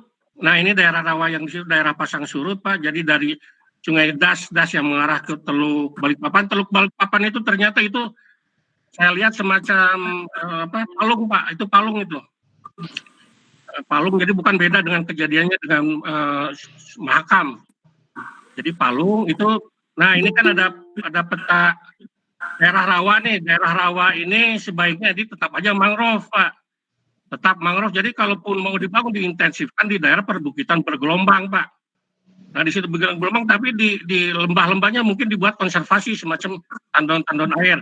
Nah untuk di perbukitan di selatan di kota konservasi. Menurut saya sih kan dulunya hutan. Jadi antara kota di hutan-hutan. Nah hutan itu kan sudah terbiasa sama teman-teman dari PTIC itu. Mungkin dia udah tahu erosinya, mengenai penanamannya, kesuburannya. Nah itu bisa ini lagi. Jadi tinggal membangun di sela-sela hutan itu gitu Pak. Terutama nanti yang untuk pemotongan lereng ini agak bermasalah. Karena nanti motongnya di soil, terutama yang dinudasi di gunungan, di perbukitan bergelombang rendah. Nah itu agak bermasalah. Nanti akan melorot atau erosi lokal lah. Mungkin harus disiapkan nanti tebing-tebingnya atau tanggul-tanggulnya untuk pembangunan. Pak Mehmet, 2 menit lagi waktunya. Ya, lanjut. Ya, lanjut Pak. Lanjut. Nah, sebelumnya Pak. Ya jadi ini tadi metodenya di overlaykan karena sekarang kan zaman komputer, geokomputasi, semua kita overlaykan, tapi scoringnya berdasarkan pengalaman dan keahlian serta latar belakang tadi, terutama yang menyangkut masalah pekerjaan sehari. Nah, bahkan jadilah peta yang di kanan kesesuaian lahan. Tentunya ini ada matrik ke kanan, dan ini kita bisa buat yang sesuai dengan keinginan kita. Klasifikasi lah, kita gue kan jagonya klasifikasi seperti batuan rendah, datar, tinggi, ini bisa dibuatkan ini. Nanti kita terlihat ininya benang merahnya kemana. Ini di daerah IKN. Ya lanjut. Ya lanjut Pak. Nah gini Pak, jadi cabang geologi ini kooperasi dengan ilmunya sangat penting, berguna untuk infrastruktur yang kokoh. Tadi sudah dibilangkan, jangan-jangan nanti bangunan miring gitu kan. Tapi kalau ada kolaborasi nggak mungkin antara sipil, mekanika tanah dengan geologi. Bidang infrastruktur kota ini sangat memerlukan cabang geologi. Apalagi sekarang makin ruwet pembangunan, daerahnya makin sempit, makin pertumbuhan tinggi, geologi pasti akan dibutuhkan. Menjebarkan peran cabang geologi kepada semua unsur kegiatan manusia ini sangat mendesak Pak. Terutama ini kepada teman-teman yang sekarang nih yang dari jurnalis suka cari-cari data Pak. Kita harus menjelaskan ke dia sejelas-jelasnya. Sebenarnya cabang-cabang geologi penting ditajamkan dan diluaskan Pak. Jadi data-data geologinya tuh yang betul, ada data, ada berdasarkan ilmiah. Nah itu yang paling penting Pak. Mungkin agak dikurangi yang cerita sifatnya agak-agak dongeng geologi atau agak berdasarkan perkiraan. Mungkin kita nanti bermain di data atau di peta, karena kan sekarang udah zamannya geokomputasi nih. Mungkin begitu Pak. Ya selamat, ini di rumah saja Pak. Mungkin sampai lama nih. berapa bulan lagi katanya. Terima kasih Pak Irwan, Pak Juri. Ya, terima kasih Pak Mehmet. Kita lanjut dengan Pak Eko Yulianto. Dipersilakan Pak Eko Yulianto. Mohon waktunya, kita hanya punya waktu 15 menit menjelang jam 5:30. Baik, suara saya kedengaran, Mas? Terdengar Pak, bagus Pak. Bisa diinikan file saya? Pak Adis.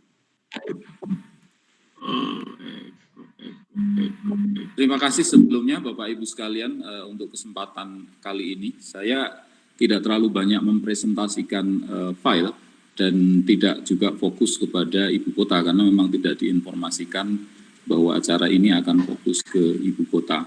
Tapi barangkali ada beberapa hal yang lebih berkaitan dengan materi-materi secara umum yang disampaikan oleh Pak Rudi dari Bappenas tadi. Belum keluar ya materinya? Belum ini Pak, masih itu. Kalau dari Pak Eko ada yang mau itu Pak? Dari Pak Eko pegang juga nggak? Saya pegang, cuma nggak tahu bisa enggaknya gitu. Bisa Pak, di pojok kanan bawah itu ada present now, itu Pak tinggal pencet. Nanti your entire screen Pak. Entire screen ya? Iya. Nanti keluar pop-up, Bapak klik yang pop-up-nya itu. Bentar.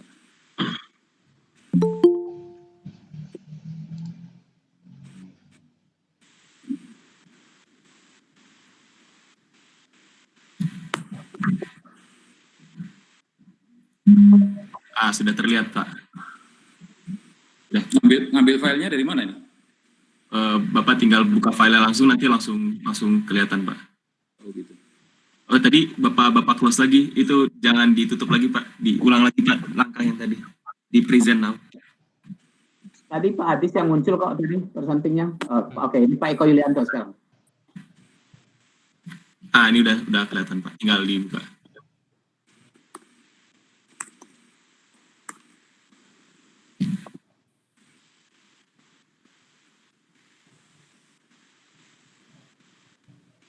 Ya, udah terlihat Pak Eko. Baik, bentar. Jadi saya hanya akan mempresentasikan sedikit dan saya memberi judul di sini barangkali agak sedikit berbeda dan agak asing dari topiknya, yaitu Urban Geology dalam pembangunan infrastruktur dan kota. Sebagai mungkin Bapak Ibu sekalian mengenal landscape ini adalah kota Bandung kalau kita potret dari arah utara, jadi begitu padat dan ini menjadi barangkali salah satu persoalan yang nanti akan kita hadapi.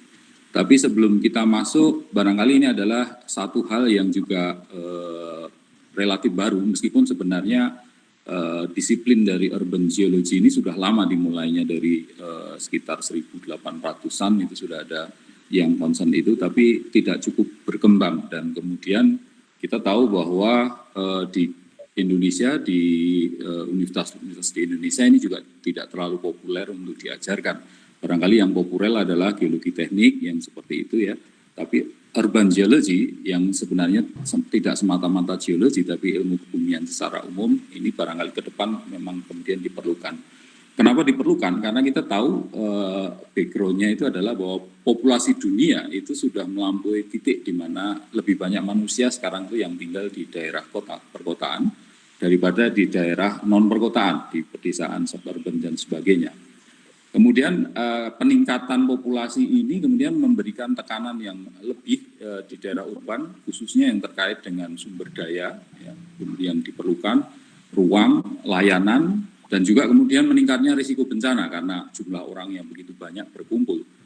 Kemudian pada konteks itu sebenarnya geoscience itu memiliki peran penting dalam menjaga keberlanjutan kota-kota besar di dunia. Namun sampai sekarang kita tahu bahwa peran ini seringkali tidak diapresiasi atau kurang diapresiasi sehingga kemudian yang menonjol sebenarnya lebih ke geoteknik atau teknik sipil dan sebagainya. Padahal sebenarnya geoscience bisa menopang inovasi-inovasi dan kinerja ya, di daerah urban untuk mencegah apakah itu kerusakan lingkungan, apalagi untuk memitigasi ancaman bencana alam. Nah, secara umum urban geology ini didefinisikan sebagai aplikasi ilmu-ilmu kebumian untuk persoalan-persoalan yang terkait antara geosfer, hidrosfer, dan biosfer. Gitu. di daerah urban tentunya, atau di daerah yang sedang berubah menuju daerah urban.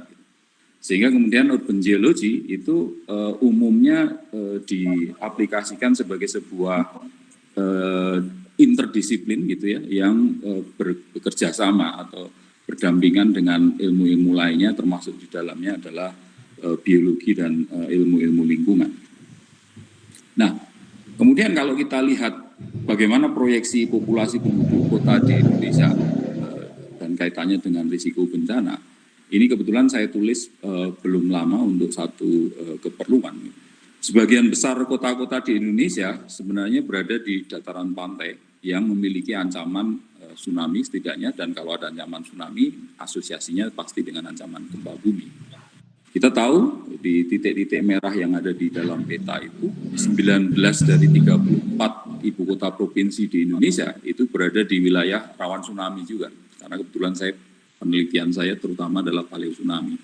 Bahkan calon ibu kota baru Indonesia di Penajem Pasar itu juga berada di wilayah rawan tsunami. Ada ancaman tsunami dari Sulawesi Utara misalnya, Megatrust Sulawesi Utara, maupun dari sesar-sesar yang ada di Selat Makassar. Nah, yang menarik sebenarnya adalah terkait dengan risiko bencananya di Indonesia, karena pada tahun 2020 populasi Indonesia sudah 271 juta dan akan menjadi 296,4 juta pada tahun 2030 dan menjadi 305,6 juta pada tahun 2035. Nah, di tahun 2030 ini populasi penduduk kota di Indonesia akan mencapai 63,4% atau 187,9 juta. Dan di tahun 2035 akan mencapai 66,6% atau 203,5 juta. Di tahun 2030 juga populasi Indonesia yang tinggal di dataran pantai berelevasi rendah, definisi rendah di sini adalah sekitar 2 meter, itu mencapai 61,9 juta jiwa. Dan itu akan berubah menjadi 93,7 juta jiwa pada tahun 2060. Jadi sangat banyak orang Indonesia pada tahun-tahun itu yang terpapar sebenarnya oleh ancaman karena mereka tinggal di daerah perkotaan di pantai berelevasi rendah ini. Nah, kalau kita asumsikan bahwa populasi di dataran pantai rendah ini tadi, berelevasi rendah ini tersebar secara merata di seluruh Indonesia, dan kita asumsikan 75% dari panjang garis pantai adalah rawan tsunami, maka akan ada 46,4 juta pada tahun 2030 dan 70,3 juta jiwa pada tahun 2060 itu terpapar oleh tsunami. Dan ini akan menarik gitu ya, karena apa? Karena pada konteks proporsinya gitu, sebagian kita tahu pada saat ini Jawa sudah menjadi pulau yang terpadat di dunia, di mana sekitar 56% penduduk Indonesia tinggal di Pulau Jawa, dan oleh karena itu maka akan sangat banyak orang yang nantinya adalah terpapar oleh ancaman gempa bumi dan khususnya tsunami ini, yaitu yang tinggal di selatan Jawa misalnya. Kita tahu pemerintah juga dalam beberapa tahun terakhir sudah mengupayakan untuk mengembangkan wilayah-wilayah selatan Jawa yang boleh dikatakan selama ini terpenggelai atau terabaikan gitu, dan ini akan menjadi sebuah ancaman atau risiko yang akan meningkat dari tahun ke tahun. Nah, kalau kita lihat dari sebuah studi secara statistik gitu, frekuensi rata-rata kejadian tsunami di Indonesia berdasarkan data dari tahun 1900 sampai 2012 itu sekali setiap 490,71 hari atau 1 tahun 4 bulan. Sementara gempa bumi terjadi setiap 167,77 hari atau setiap 5,6 bulan. Tentunya populasi Indonesia yang banyak di daerah pantai, khususnya di selatan Jawa, itu akan kemudian berisiko untuk menjadi korban dari kejadian gempa ataupun tsunami yang akan terjadi di masa yang akan datang. Dan ini yang perlu kita perhatikan gitu ya. Kenapa demikian? Kalau kita lihat, dan bagi saya ini menarik karena ada Pak Rudi dari Bappenas sendiri. Tadi Pak Rudi sudah mengemukakan data-data tentang IKN gitu ya. Tapi mungkin nanti kalau bisa didiskusikan akan sangat bagus bagaimana kemudian pemerintah sebenarnya menggunakan data-data hasil penelitian itu untuk kemudian menjadikan sebagai landasan untuk pengambilan keputusan gitu. Karena pada konteks misalnya Selatan Jawa yang kebetulan saya melakukan penelitian di Selatan Jawa tentang tsunami purba dari tahun 2006 sampai sekarang, dan mempresentasikannya beberapa kali ke bahkan pemerintah dan juga Angkasa Pura gitu terkait dengan pembangunan tadi yang disampaikan Pak Imam New Yogyakarta Airport di Kulon Progo gitu. Tapi yang menjadi ironi adalah kemudian bandara itu tetap dibangun pada jarak yang sangat dekat dengan garis pantai, yaitu 400 meter gitu. Nah di sini ada sebuah hal yang kontra gitu antara kepedulian pemerintah gitu untuk mengupayakan pembangunan yang benar-benar memperhatikan aspek ancaman bencana, risiko bencana dan sebagainya dengan praktik yang dilakukan gitu. Beberapa kali saya menulis di koran, concern kita bukan bandaranya karena itu mudah sekali diatasi tentunya pada konteks proyek-proyek seperti itu untuk membuatnya katakanlah tahan tsunami dan sebagainya. Tapi konteksnya adalah proyek-proyek itu tadi ketika selesai itu akan mengundang begitu banyak masyarakat untuk datang dan berkegiatan di sekitarnya.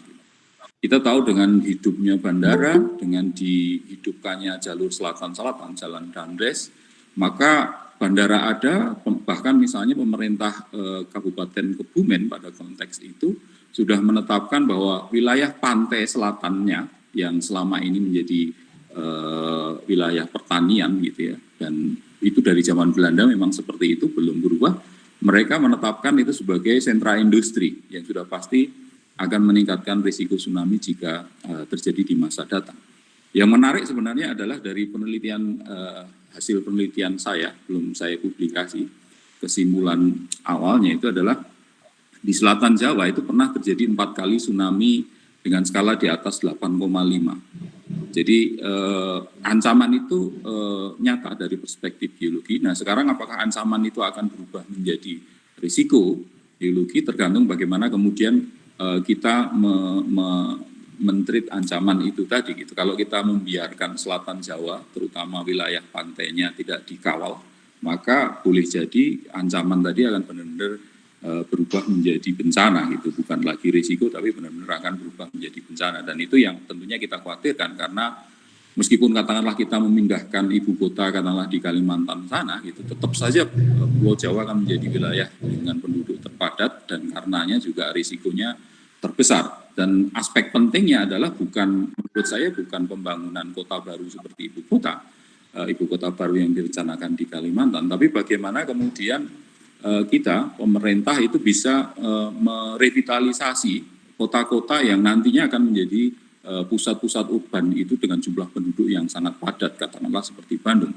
Karena meskipun katakanlah kota itu secara umum seolah-olah seperti maju dari waktu ke waktu, kita tahu bahwa fasilitas perumahan dan sebagainya itu sangat dibangun tanpa perencanaan gitu ya. Sehingga sangat berisiko terhadap bencana alam, katakanlah entah gempa, entah tsunami, entah banjir, entah longsor. Dan itu yang mestinya menjadi perhatian kita. Bagaimana kemudian kita, pemerintah berupaya merevitalisasi kota-kota besar yang terbangun. Pada konteks ibu kota negara, kalau saya perhatikan tadi, mudah-mudahan sih karena tidak ditampilkan saja yang disampaikan oleh Pak Rudi, saya sangat berharap sebenarnya ada peta 3 dimensi bawah permukaannya, sehingga kemudian akan lebih jelas, tapi mudah-mudahan itu sudah ada, hanya tidak ditampilkan saja gitu. Nah ini ancaman yang lain yang barangkali kita lihat gitu ya dari perspektif geologi, karena kita tahu bahwa kita adalah negara yang memiliki jumlah gunung api yang paling banyak di seluruh dunia, dan ancaman itu juga cukup nyata, meskipun katakanlah tadi barangkali ke depan karena sebagian besar kota-kota besar di Indonesia justru berada di pantai, maka kemudian beberapa kota yang memang berada di sekitar gunung api mungkin tidak terlalu banyak jumlahnya. Nah kemudian ada sebuah paper yang saya sitir baru terbit di bulan Maret 2020 tentang outlook di tahun 2058. Gitu. Pada saat itu tahun 2058 kita membayangkan setiap sudut bumi akan sudah terpetakan dengan sangat detail.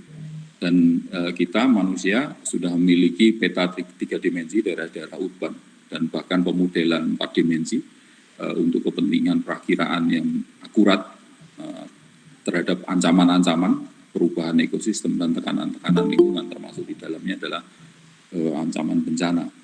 Kemudian semua unsur periodik yang kita kenal di dalam tabel kimia, khususnya adalah unsur tanah jarang, telah dimanfaatkan sebagai material baru untuk pengembangan teknologi. Sebagian besar sumber energi yang digunakan manusia dan diharapkan sudah bebas CO2. Tentu ini adalah sebuah ancaman dalam tanda kutip untuk disiplin biologi secara umum yang selama ini memang lebih bersandar kepada industri pertambangan dan oil dan gas. Pertanian diharapkan pada saat itu sudah menjadi jauh lebih efisien, distribusi dan konsumsi makanan lebih rasional, dan sumber daya laut akan lebih dimanfaatkan. Pada saat itu 70% populasi ada di kota-kota dan kota besar. Kita bisa bayangkan kalau misalnya kota-kota besar di Indonesia tidak disiapkan atau tidak direvitalisasi untuk menghadapi ancaman terhadap lingkungan maupun ancaman terhadap bencana alam misalnya. Transportasi publik. Mohon maaf Pak Eko, waktunya tinggal 2 menit lagi. Baik, transportasi publik dan kendaraan akan menjadi autonomus karena memanfaatkan kecerdasan buatan, dan sumber daya yang tersedia akan lebih banyak digunakan untuk memperbaiki kerusakan lingkungan, bukan dimanfaatkan seperti sekarang secara konsumtif, dan manusia akan menggunakan material dan produk yang hanya sedikit punya dampak negatif terhadap lingkungan. Pada outlook yang demikian, mestinya geologi, khususnya urban geology, mestinya menjadi instrumen kunci di dalam, bisa didorong untuk menjadi instrumen kunci di dalam proses transformasi masyarakat dan lingkungan menjadi masyarakat dan lingkungan yang lebih cerdas dan lebih kelanjutan. Dan tentunya ini akan menuntut perubahan cara pandang dan mindset tentang pendidikan geologi yang sekarang ada di universitas-universitas. Urban geology kemudian harus diangkat lebih tinggi, karena kemudian yang akan berinteraksi secara langsung di masa depan adalah geologi-geologi proses, geologi-geologi yang sedang terjadi pada saat ini. Saya pikir presentasi saya itu. Terima kasih. Assalamualaikum warahmatullahi wabarakatuh. Waalaikumsalam warahmatullahi wabarakatuh. Baik, terima kasih Pak Eko dan atas paparannya, Bapak-Bapak dan Ibu semuanya. Telah kita selesaikan paparan dari para narasumber. Sekarang waktunya kita untuk melakukan diskusi, namun waktu sekarang sudah menunjukkan pukul 5:34, sedangkan maghrib pada pukul 5:47, jadi artinya kita tinggal tersisa kurang lebih 10 menit lagi menuju waktu berbuka puasa. Jadi kami berikan kesempatan kepada 3 penanya, mohon pertanyaannya segera disampaikan secara cepat dan tepat, singkat, ringkas, untuk disebutkan kepada siapa pertanyaan tersebut. Kami persilahkan. Halo Pak Irwan. Ya. Ini tulis Pak pertanyaannya. Ya. Jadi mungkin pertanyaan pertama itu yang disampaikan oleh Pak Riza Rahardiawan untuk Pak Rudi. Mungkin apabila ada Pak Rizanya di sini bisa disampaikan secara langsung.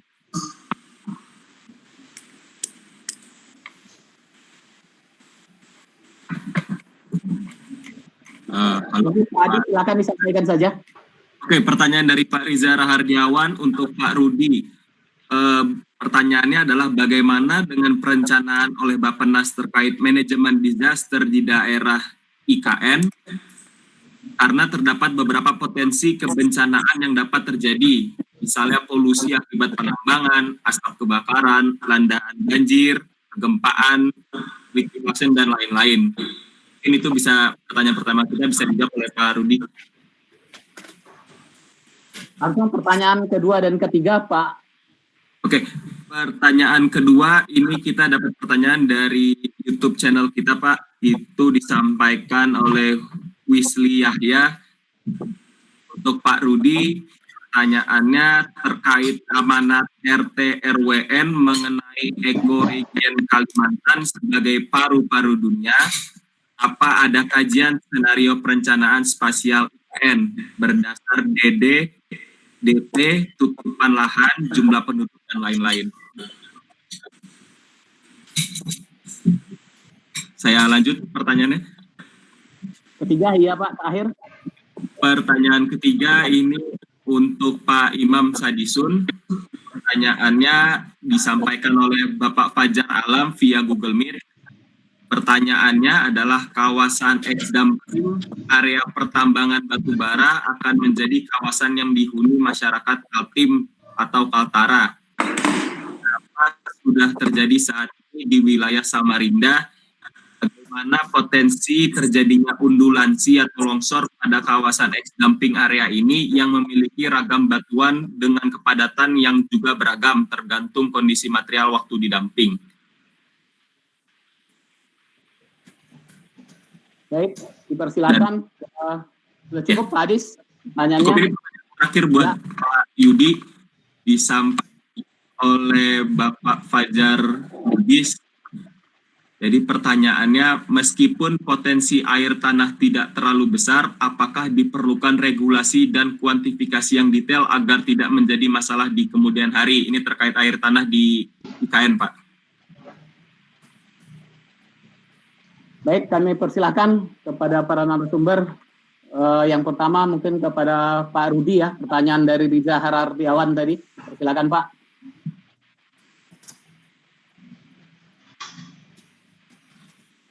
Halo. Ya. Mangga Pak Rudi, silakan Pak Rudi.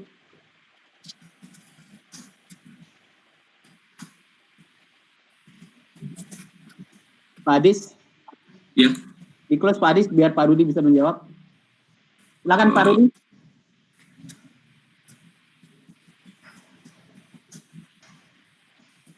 Ya. Pak Rudi, persilakan Pak Rudi.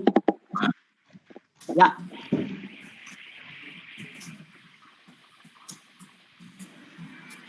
Pak Rudinya nggak dengar kayaknya. Pak Rudi, dipersilakan Pak Rudi untuk menjawab. Pak Rudi. Iya Pak, iya sebentar, iya suara. Pak Rudi suaranya hilang Pak, sebentar Pak, maaf.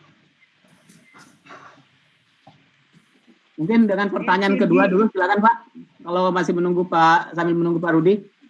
Iya Pak Rudi sedang ada trouble. Ada trouble. Tidak bisa mendengar suaranya, ya.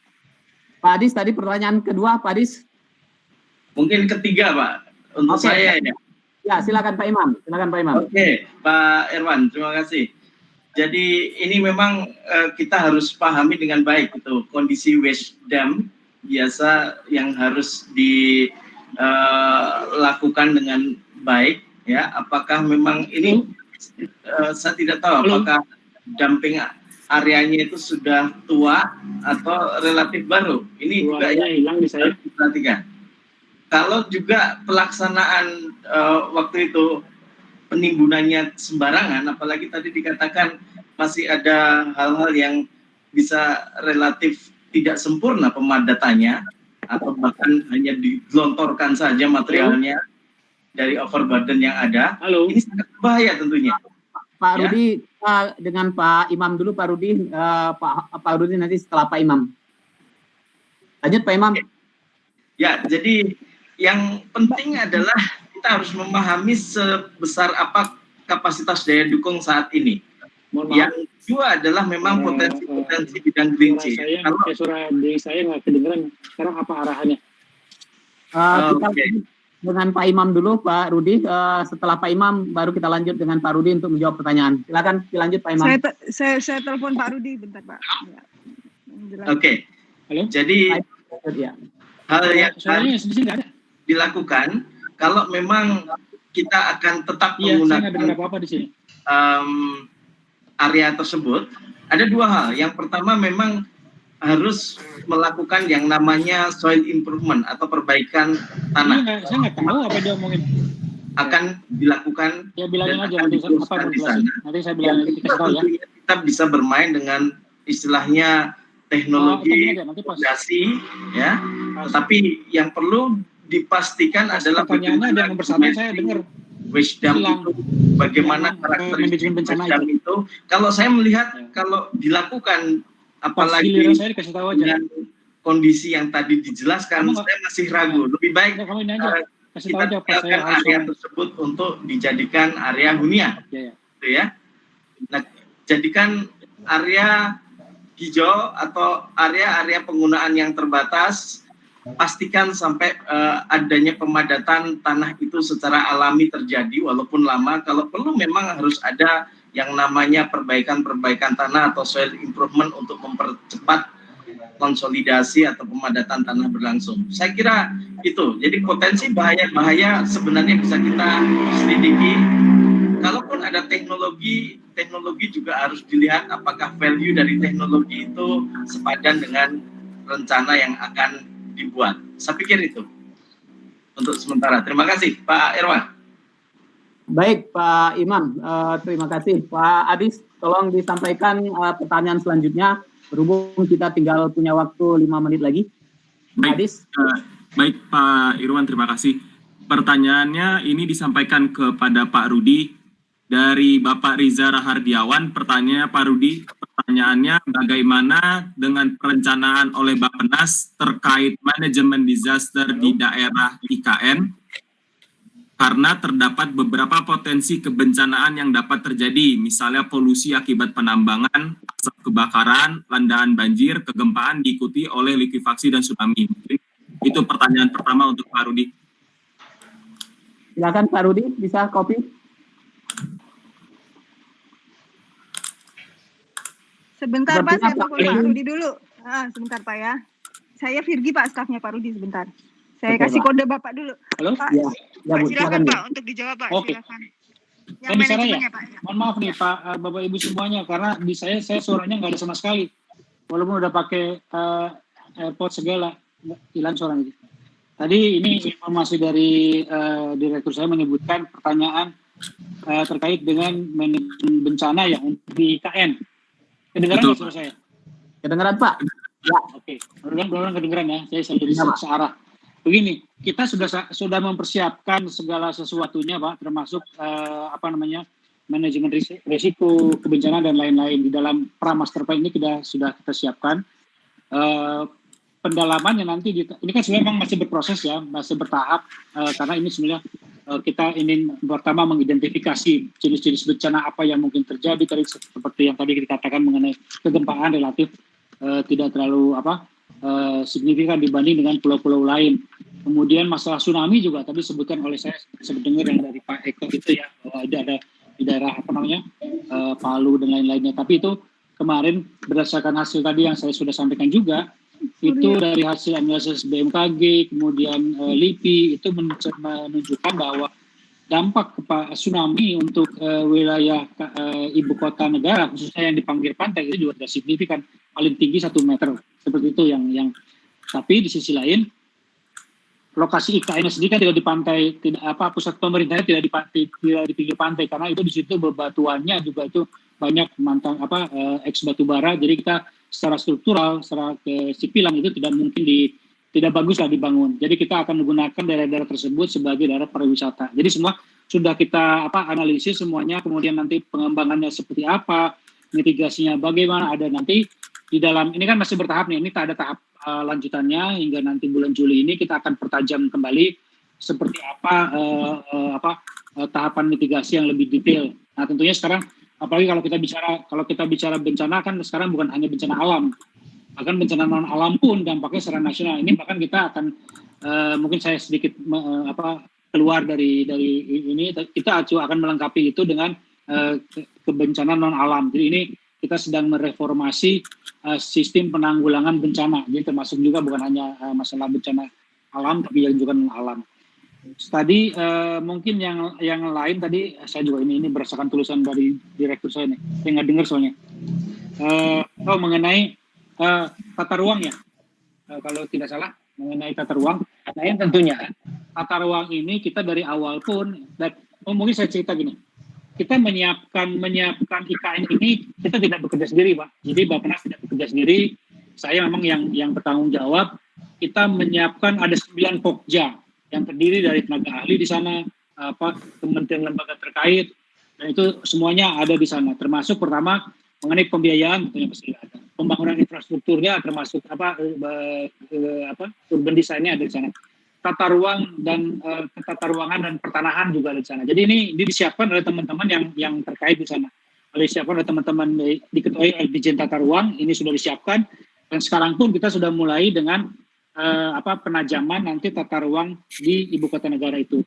Bahkan nanti akan direvisi, semuanya akan direvisi tentunya. Nah, terkait tadi tata ruang mengenai masalah Kalimantan sebagai paru-paru dunia, itu yang justru yang nanti kita akan tonjolkan. Kenapa kita menyiapkan ibu kota itu sebagai forest city? Karena kita ingin menunjukkan ini loh, kita akan jaga ini hutan ini seperti apa. Tadi saya sempat menyebutkan dari 256.000 hektar yang ada, itu hutan tutupannya tinggal 30%. Baik, artinya Pak Rudi, kita akan mempersiapkan 40% lainnya sebagai hutan yang akan kita revegetasi lah, kita hutankan kembali.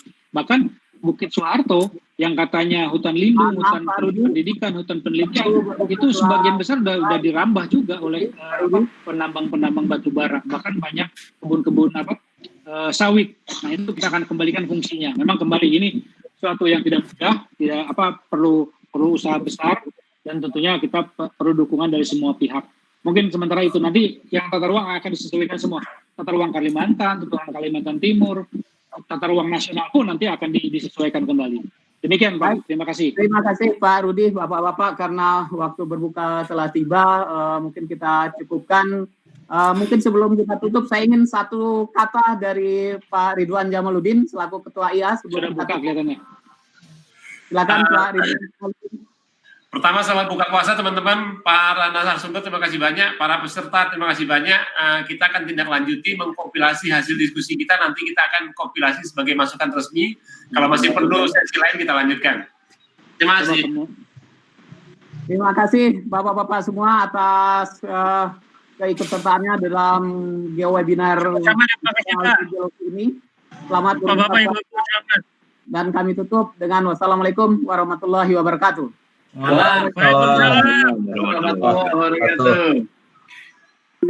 Selamat berbuka puasa Bapak-Bapak.